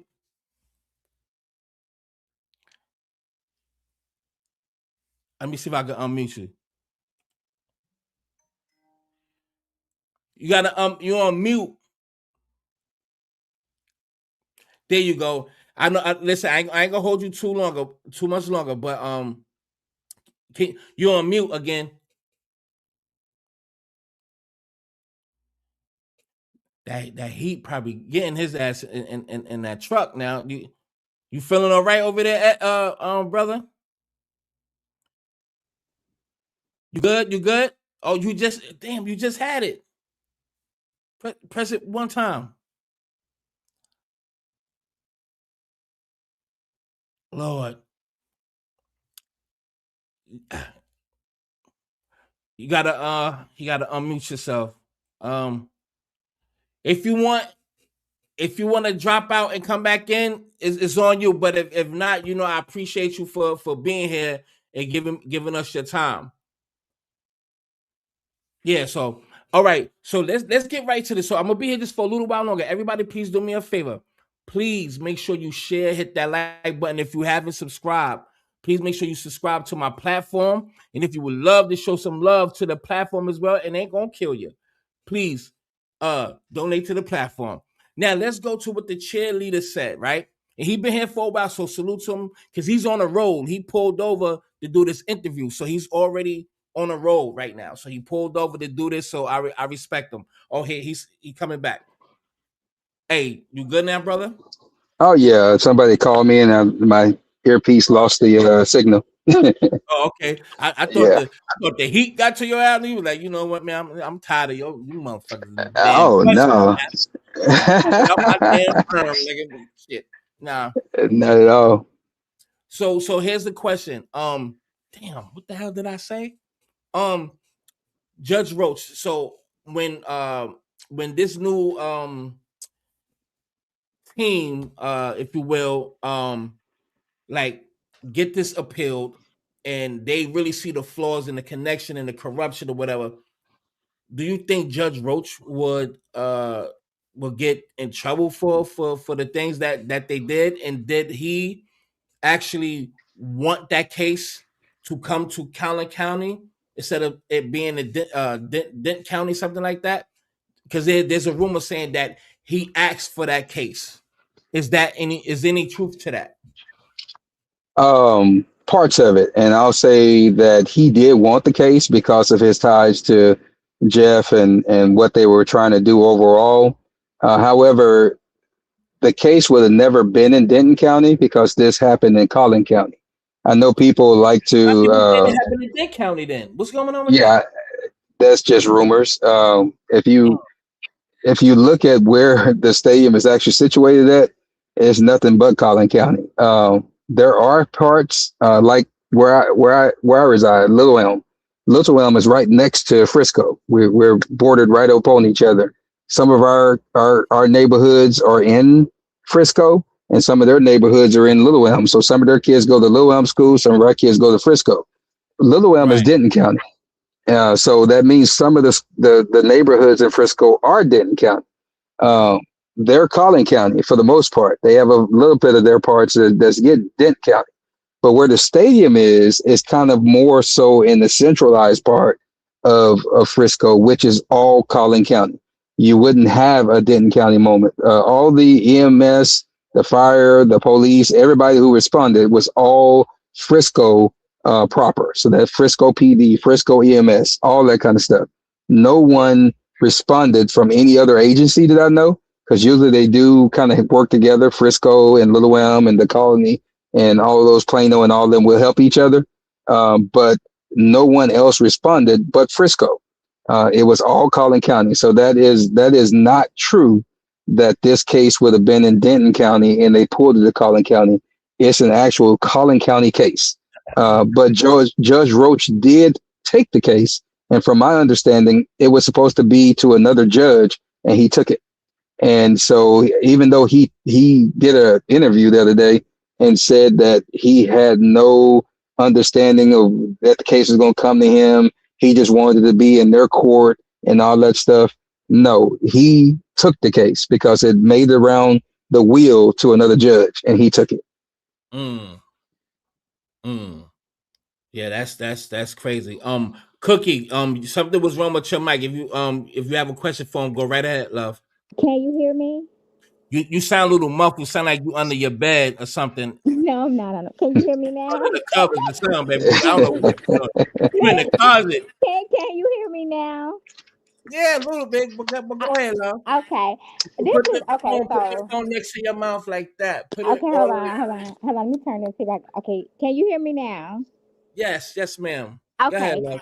Okay, first of all, this is what people have to. I always say, I think me and Dwayne, we be on Instagram, and we are always, I share things that I see on Instagram, or whatever. But what people must understand, first and foremost, is if you have never dealt with the court system, then you're not going to understand how to maneuver the court system because you ain't never dealt with it. So for his parents, like that lady who came on and she was like, well, I never heard this part. The parents never heard this. The parents ain't never said this. They ain't never said that.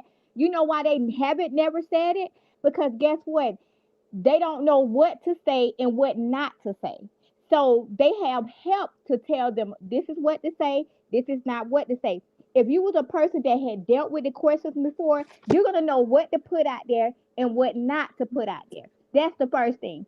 Second of all, my thing is with this situation, black and white, I can't understand why nobody can see the role that Austin played in this situation. If he would, let me tell you something. You can provoke somebody, right? But that doesn't mean that if I provoke you, that don't mean you hit me. Yeah. Right. I can say whatever I want to say. You don't. If I tell you don't put your hands on me, don't put your hands on me. That's just Right. simple Correct. as that. And that's just how it is. And I'm looking at your chat. You have some of the most disrespectful people in your chat right No, now. some of them is no. I know my people. Yeah, I but I see. I don't need don't to know, know. but you get what I'm saying, right? In the Yeah, chat, yeah, I don't know your people, but it's some very disrespectful people in the chat right now. yeah. Take Mhm. responsibility. Everybody played a role in this situation, but they acting like Austin didn't play a role. Yes, he did, because if he would have kept his hands to himself and not touched Yeah. uh, Carmelo, he'll be alive today. But he took it upon himself, and technically, he didn't supposed to be there because he was kicked off the team. And when you're kicked off the team, when it comes to education, I would know because I'm an educator. When you're kicked off the team, you cannot be a part of anything. And Anything. Right. Correct. that coach or whoever it was that sent him there, he dropped the ball because they did Yeah. not supposed to be there. So Mhm. people got to make sure that they understand and know what they're talking about. Do your research. If you don't trust what Dwayne is saying, then do your research. Correct. I want to say something real quick. I'll make it real short and sweet. Yeah. Love everything that you said. I agree to the million power. But here's the thing: they are not logical people. It does it. There's nothing that we can say or we can do Yeah. or even evidence to present to these people. Whites are gonna keep whiting. It's never going to change. It's they don't take accountability. They're always going to flip it on the other side. If it was the other way around, Austin defended himself. If it was reversed. Either way, you cannot untrain them. They are wired that way. That's why we have to treat them exactly how they are. They will literally deny racism while practicing it in front of your face. They Because never. listen Correct. to this. I'm going to cut y'all, but listen to this right here, right? I see that they call him a thug, right? They keep saying, and it's white people now calling him a thug. So evidently, white people do not know what a thug is because Carmelo, and I'm just saying it, I have my past, and I grew up in the rural, I mean, before we moved, it was in a low income area, right? So I know what a thug looked like. I've been around thugs. Carmelo is not a thug. Far from it. Carmelo is green as grass. That's what people understand. I tell them Yeah. he's green as grass. Carmelo don't have the bone. Let me tell you something. What they fail to realize is that a thug, when Austin would have walked up, Austin would have got them hands put on him. You That's get right. what I'm saying? Facts. Off the Facts. bat. That's what they don't Facts. understand. Austin would have got them hands put on him. And That's it wouldn't have been no ifs, ands, and buts about it. Let me tell you something. This man had a 3.7 what Yes. they call it, Big 3.7 sister. GPA or whatever. Hmm. You know what I'm saying? This was a smart kid. This kid actually worked two jobs. You know what I'm saying? This kid had great character. Let me tell you something. I work in the school. I work with thugs. Let me tell you, they ain't holding down no 3.7. First of all, Hmm. you got to get them in the school. You get they what handed I'm down saying? a three. Then I got to, That's Yeah. then it. I, then, I Just a mean, three. You better 3.3.7 teach. GPA. Yeah. Yeah. Yeah, Yeah, that's almost that's almost close to perfect. a 4.0. That's That's like it. a low A. You get That's what I'm it. saying? So Yeah. so when they talk about calling him a thug, first and foremost, y'all even know what a thug is. You feel Mm, what I'm saying? Y'all just they just putting this. It's like they want to spin this narrative of this kid yep. being this certain kind of way. And then let me tell you another thing. They are so used to a lot of single mothers in homes, right? So when Yep. y'all see a Carmelo daddy and his mother standing by each other and they in unity, y'all don't know how to take that. So then Mm, That's y'all right. gotta Yeah. spin the narrative of yep. they said clear as day that guess what? They didn't get the money, right? They didn't get the money. Okay, so now they tell you clear as day, the people write the letter, however they said or whatever. I don't know if it's true or not, but Mhm. they didn't get the money to the family, right? So if that's Right. the case, then they spin the narrative. Okay, so I guess they paid the lawyers they have now with that money. I mean, excuse me, because I'm trying not to be rude. But what Yeah. I don't understand what they don't comprehend. What do you not comprehend? You so used to us having a divided family until when Yep. you see a family like Hmm. Carmelo Anthony and his mother that you don't know how to take that. Now I'm gonna tell you this right here. If it would it would have been my Breathe. son's father. I'm sorry, if it would have been my son's father and it would have been me, then guess what? I'm not quiet like Carmelo Anthony's mother. I'm not Mm, my son's father's not humble like that. mm, So guess what? You would have saw a whole listen, I don't play with the law because I know how to maneuver in it. You would have saw something totally different. But you got parents, these are humble parents. They're Yeah. concerned parents. And it's like they're trying to spin this narrative that this his parents didn't care about him, that they mhm, abandoned him. mhm, Evidently, evidently, these people mhm. don't know what it's like. I'm sorry, evidently they You don't know real. what it's like to have to deal with a situation where your son is almost about to go to prison. I Yep. have a son. You feel what I'm saying? That Yep. right now is supposed to be at 10 years in prison. But because of the mother of who I was, and because Come I on. went down there and I made the prosecutors help me, I made them do what they had to do. And my son Hmm. just graduated from the police academy. You get what Mm, I'm saying? So this the thing right here. You got some people that got they're gonna go down there and make you do what they want you to do. Then you got parents like Carmelo Anthony parents, they green, they don't know. It's nothing Right. wrong with not knowing. But when white Yeah. folks and some of these black folks trying to spin the narrative, they parent his parents don't care about it, and then you get black people that come on the live and you talking to Dwayne and you trying to shoot him down for everything that he's saying. But guess mm. what? Dwayne ain't the only person that said it. It's Come on, the somebody. other women. It's so You many other correct. people that said it. It's other people that Yeah. saw the video You and they teaching. were black and white. So That's what right. are you Yeah. talking about? Shut your mouth. Go do some research. You know what, And bro? can I I'm chime a in on what you said about the thug thing? This is Yes. what I've always said about the thug thing. And because we all in this thing right here together, somebody gonna understand where I'm coming from. This what a thug would have did.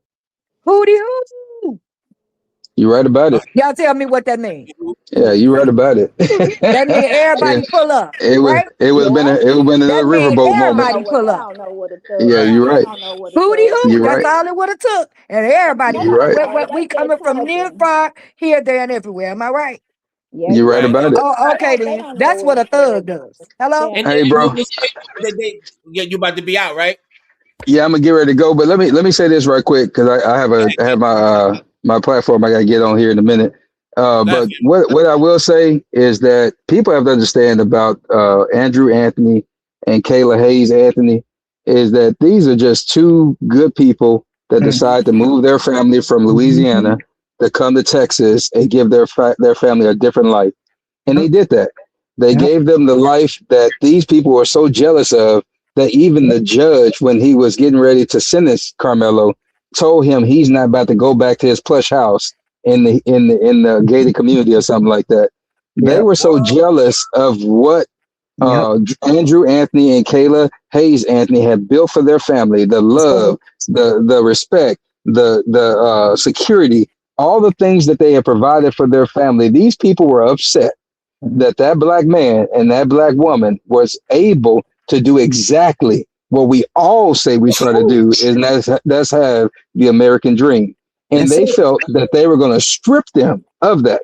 And Yep. that's the reason why they had to convict Carmelo, because it's a message not just to the Anthony family. That was a message to all of us Texans and everybody else around, that you as a black person, you don't have the right to go out here and work hard and make sure your kids, your grandkids, and everybody, your wife. I have a beautiful wife. We've been married for 30 plus years. At the end of the day, I'll do anything for my queen, any day, all day. I do everything for my kids and my grandkids.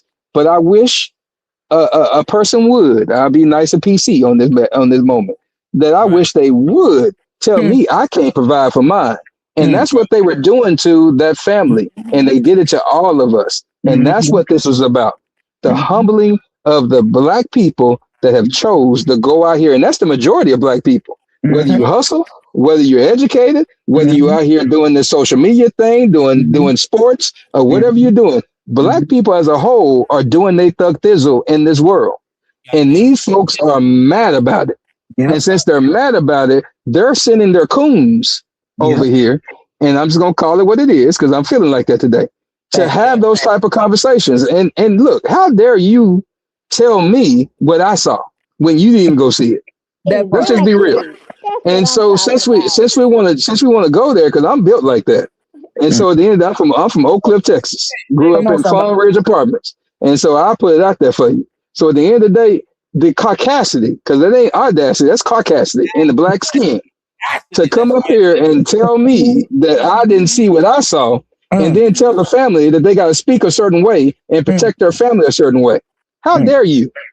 How dare you? I don't care how long you've been and where you come from. How dare you? The audacity of you to come up here like that. That's a good family. Carmelo didn't do nothing to nobody but do exactly what folks told their kids all the time. Come back home in any way you can. And if Austin Metcalf would have kept his hands to himself, the thing that I learned in kindergarten, when I walked up to my kindergarten class, it had a sign up there. And number 1 said, be quiet. Number 2 said, keep your hands to yourself. That's right. That's what it said. And if you learn those lessons, you're right about it. If you learn those lessons, then you'll be okay. And for all these Christians that say they're Christians, and that they serve the Most High God and Jesus Christ, their Savior, and they save their blood, they are blood washed, and they are saved by the Holy Ghost and filled and fire baptized. What happened to you understanding that you're supposed to protect your neighbor and you're supposed to love them like yourself? What happened to that? That's why my hat is off to you right now. Since Hunter is saying that he's so baptized over there at Faith at Hope Fellowship out in Frisco, Texas. If you so that, and Jeff Metcalf is so Christian, why you didn't teach your kids to mind their own business and to love their neighbor as they self? You didn't teach them that. Don't get on TV and chop nobody down. None of that. And so those are the things that this lesson should teach us as black people, and as any people, white, Hispanic, mixed, or whoever. These folks don't care nothing about you. They just care about themselves.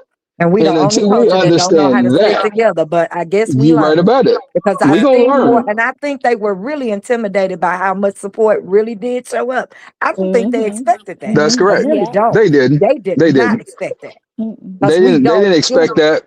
And they didn't expect for us to continue even when they beat us down. That's right. Trust me, we've taken some beat down. That's right. And we have shown them who we are, because we kings and queens. So I got to go, bro. And I definitely appreciate you for having me.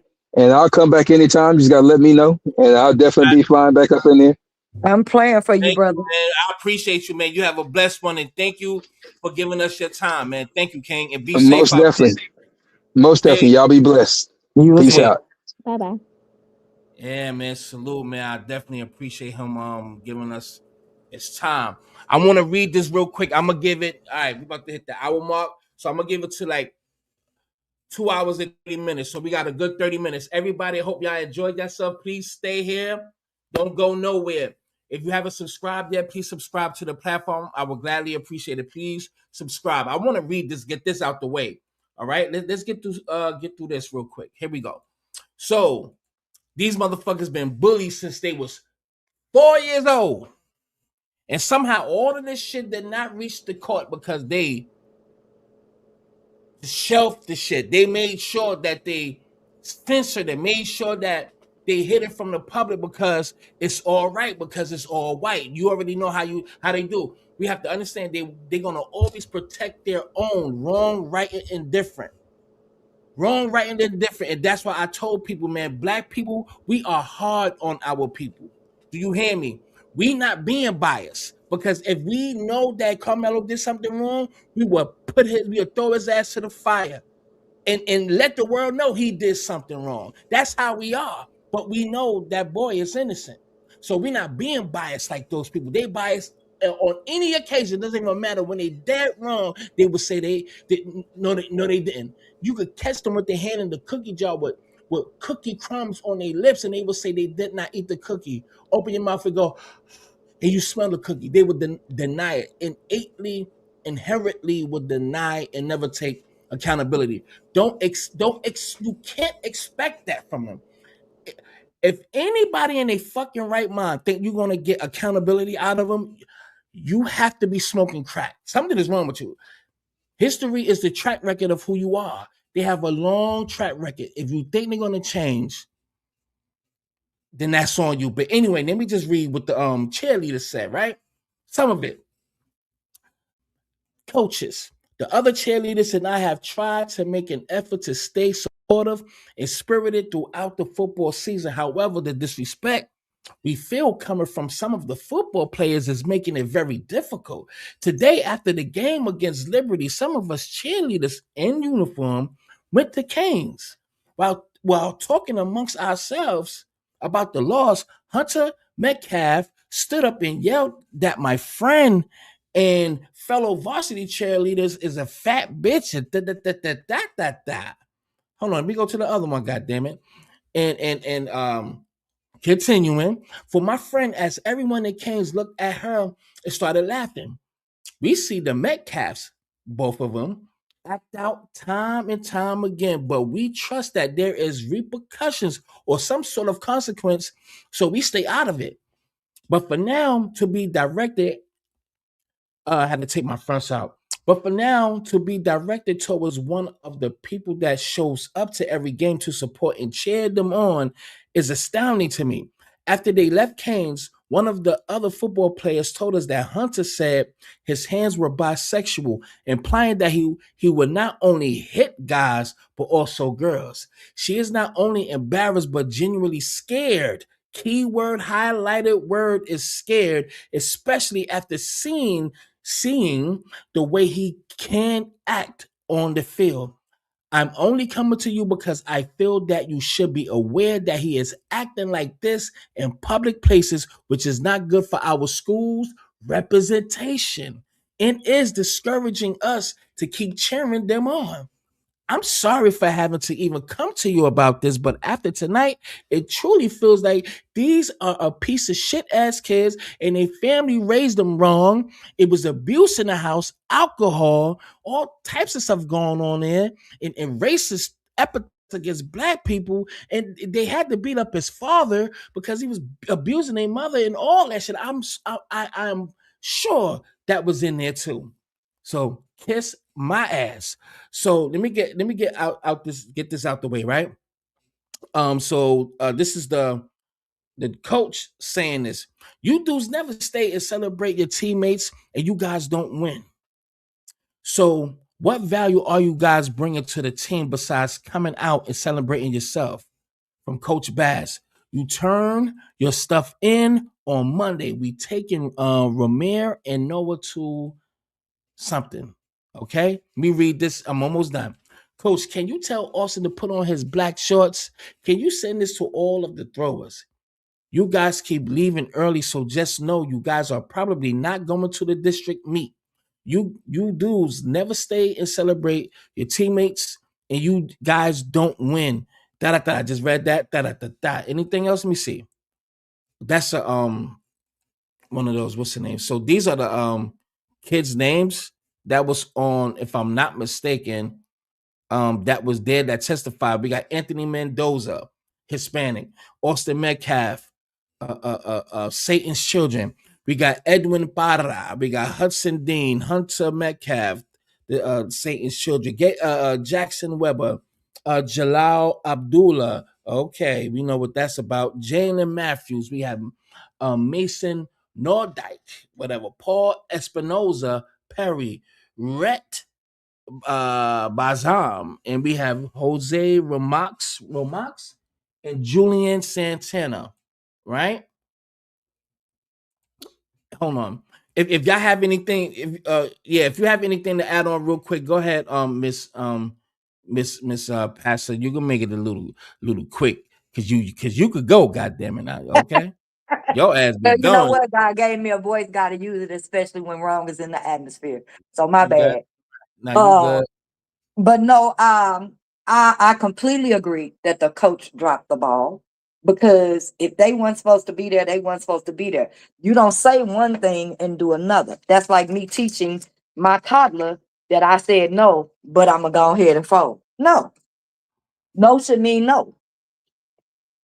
And again, you're not supposed to be on no school property when you in suspension. None, no kind of way,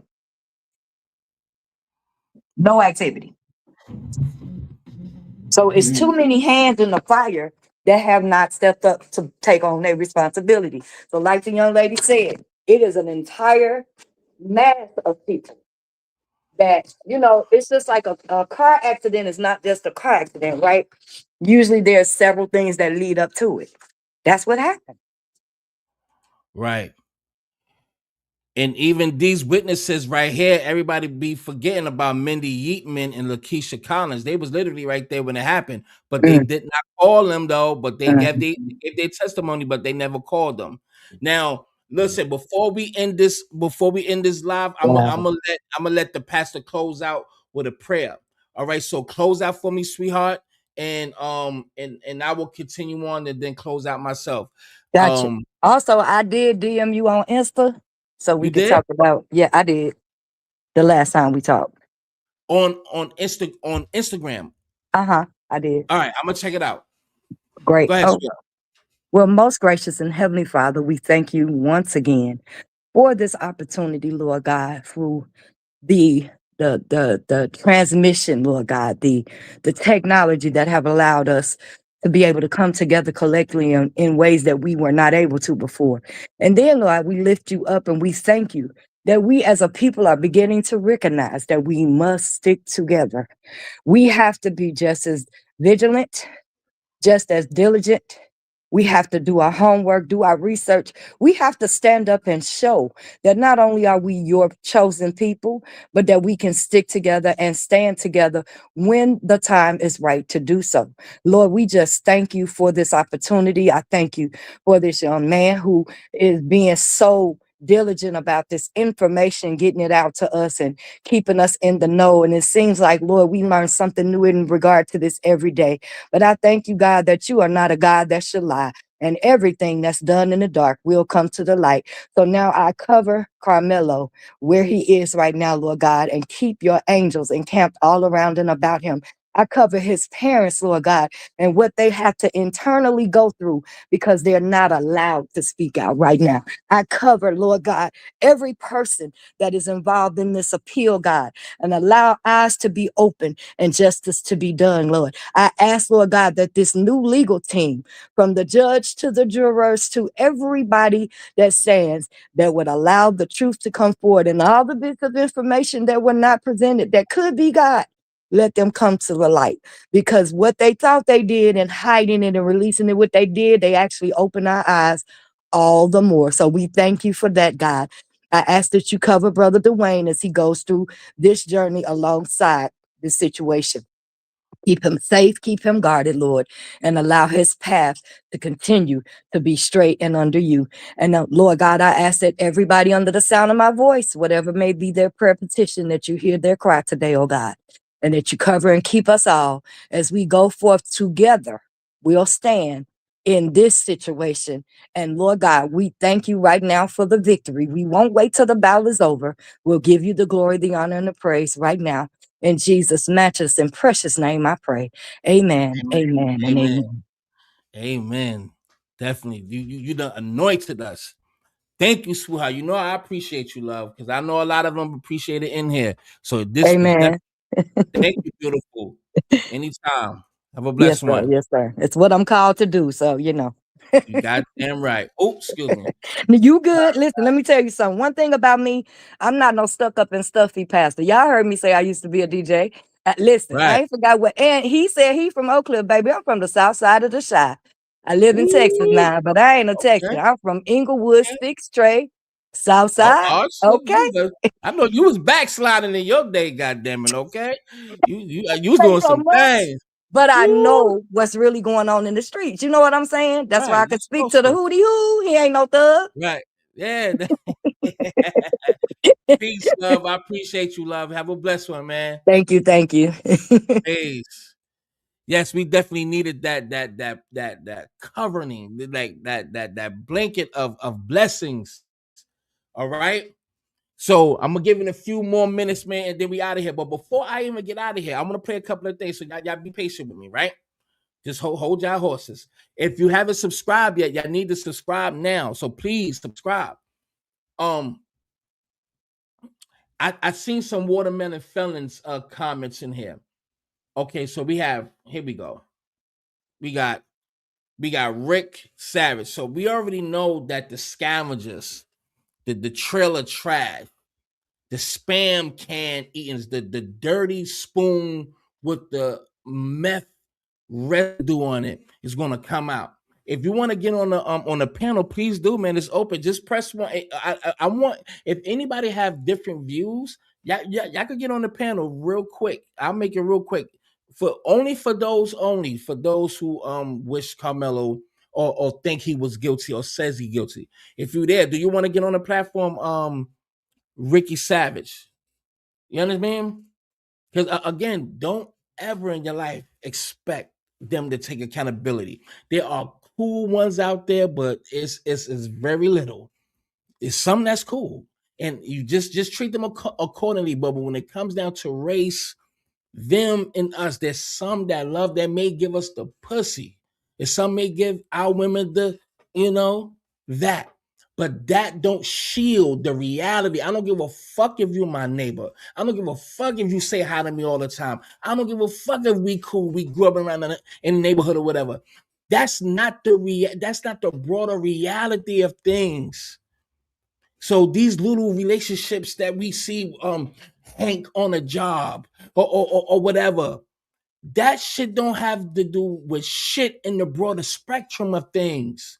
That's where they get it misconstrued. I'm not gonna let a few good apples override the bad apples that they not even motherfucking confronting. But y'all want to be all up in our motherfucking face. Until you speak to your people, stay out of my motherfucking face. Get out of my face. Plain and simple. If you want this shit to end, talk to your people, because all this shit started with y'all. And we don't even bother y'all. Y'all be all in our business. See how we talking to each other? Here come the damn scarecrows and vultures just coming out of nowhere, crawling out the fucking caves. Get the fuck up out of here.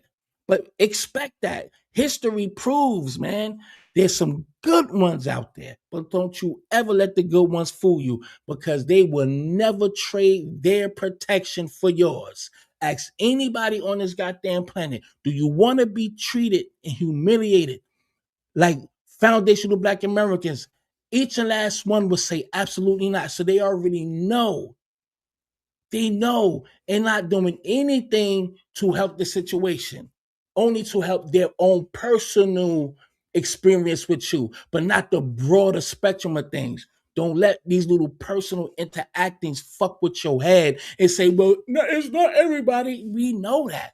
But they are not gonna go against the system that protects them, you dickhead.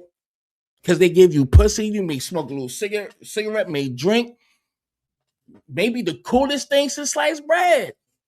That's what rock people to sleep. I would never be rocked to sleep. Ever. Ever be rocked to sleep. So kiss my ass in advance. You understand me? But let's keep it pushing. Oh, I wanted to play this. Check this out.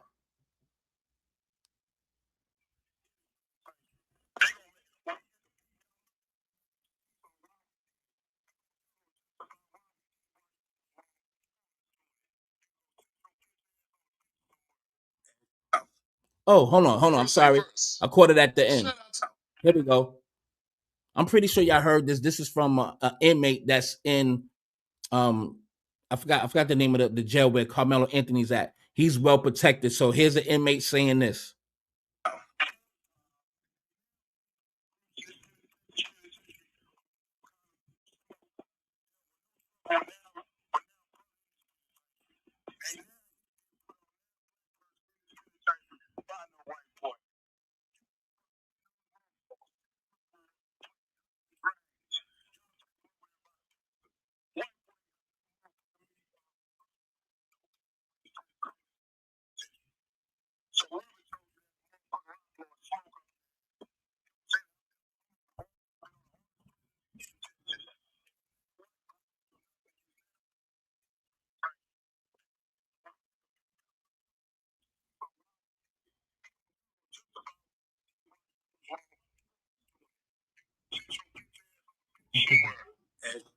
How you can't hear it, man?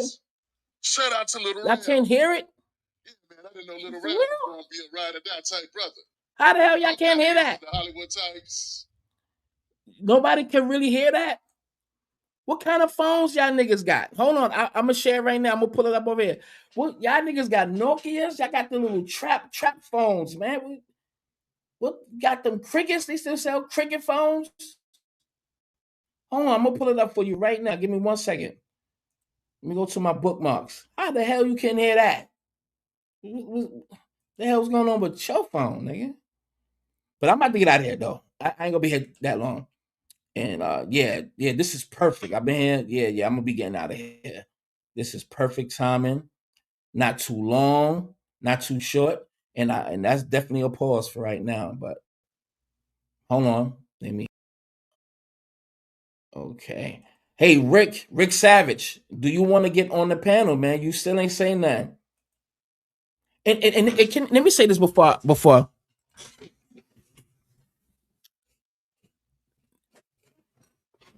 I know y'all know, but I have to say this, and this is not being racist. This is being very honest. You know how white people say that they are more intelligent than us, right? Hold them to that standard. Racism, when white people say this is post racism, whatever. Racism is alive and well. Look at all the comment section. Look in the comment section. You'll see. Another lady just got fired from a job. She looks Hispanic, but maybe she like a little Italian or whatever. But she's white. Nevertheless, she just got fired for calling somebody a nigger. I think it's a restaurant, whatever. You know, she just got over $100,000 as of what today from a GoFundMe because she lost her job for cursing out black people and calling them niggers for no reason. They support their own. Just look in the comment section. Racism is alive and well. But when you hold up that mirror, we got to be looked at the villain as the villain. I'm a villain because I literally showed the mirror to what white supremacy really is and how white people really act. Because they could put on a performance when they're around you. They could smile, even smoke weed with you. You understand? But I ain't gonna get into that back right now. But what I was trying to say is that I like to hold them to their standard that they smarter than us, especially black folks. They really think that we are really dumb, which is I love it so much. But once you put them to the test, to really test their IQ level, when it comes down to history, politics, all the important things that they really, especially history, it comes to I come to the terms that they are not as bright that they say they are. You understand what I'm saying? Have y'all noticed that? Let's break the mental chains, literally unplug from the matrix. All of them are not smart as they portray themselves to be.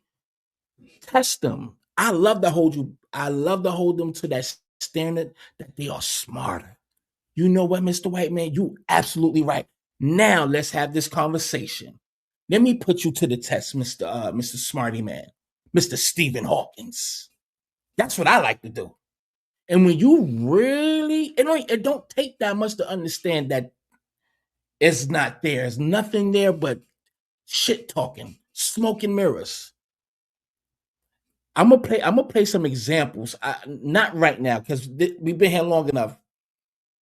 So everybody, please make sure that you subscribe. I come back tomorrow and we can actually go through footage just to really show. That's something I want to do. I try not to touch race too much on this platform because I know what it does to the algorithm, especially me being shadow banned all the fucking time. And I have another hip hop channel as well. I ain't give the name yet. I'm thinking of the name, but I'll be giving my other channel soon. So this gonna be real shit. My other channel, entertainment, funny shit, so for so on. But anyway, again, excuse me. When you test their intellect, it's like y'all just weak. The only thing they have is just the system. It is nothing else that they have. The men is weak. The men has been reduced to I'm trying to be PC, the rainbow people. Weak. They talk shit behind keyboard, seen them in person. You already know, you know what the vibes is. So the only thing they have is oppression, dominance, government, the judicial system, police. So they have that in their back pocket. That's their trump card. Anything below that, they ain't shit. The only thing they have is that skin and the police and everything else, that protection. And they know that. So they're gonna use it to their advantage. Long story short, I ain't gonna talk y'all fucking head off. I was gonna end on some other note, but all y'all can kiss my ass. You absolutely right, Shakira. And it's real. They not that smart. They really not. Unless they are a philosopher, a historian, or whatever, but still they will say some shit to contest what you're saying, but still be lying in a way. They could be the smartest motherfucker, but listen, man, like they are the bearers of indoctrination far as academia. So I don't never take their stance. I mean I don't never listen to them like they smart. They are the bearers of false information. You dig what I'm saying? So all of the white people who be talking, who think they know history shit, the only thing they doing is promoting the lies that's in, you know what I mean? That's in these in our history books and stuff like that. So like you think you smart, you just know the lies. That don't make you smart. You just continuing the fucking lies. That don't make you smart. You still giving us false information. So you're not smart at all, to tell you the truth. If you really want to look at the truth. Anyway, how long I've been here? Matter of fact, I think I got something else. Let me get this out the way. All right? Shit, because I'm starting to get hungry now.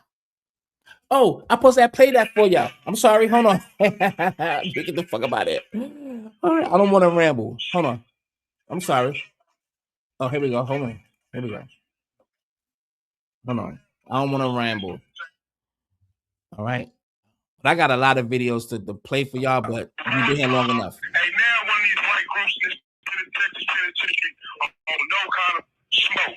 Dealing with no trouble with now brother in this penitentiary. Ain't now he'll be put on now black person in this penitentiary by no white boy. You motherfuckers sitting on the floor playing Dungeons and Dragons. Y'all table over there by the pistol. White boy ain't got no motherfucking structure, no power in this Texas penitentiary. So whoever told you that, a motherfucking rock blow and smoke up your ass. You know what I'm saying? I'm on the hardest. I've been on the hardest prison in Texas. And ain't now white boy gonna do nothing against now brother in this penitentiary. They gonna make, when we get to beat y'all up, y'all gonna make an excuse on why we did it. Y'all gonna justify why we did it while y'all was wrong for us doing it. They gonna go sit your bitch ass on a bench somewhere. Right. Now listen. Look. I could have did more, but right now, that's it. Please make sure y'all subscribe to this platform. Please make sure y'all share this live. And thank y'all, man, for tuning in, man. I'm glad y'all stood here. Salute to everybody. Much love. Y'all be safe. Free Karmelo. All right. Free Karmelo. Glad he's protected. yeah, that's pretty much it, man. Everybody have a blessed night. Again, before y'all leave, subscribe and click the all button for all notifications. And please share and like for the algorithms. Salute, peace, and much love. Kiss my ass.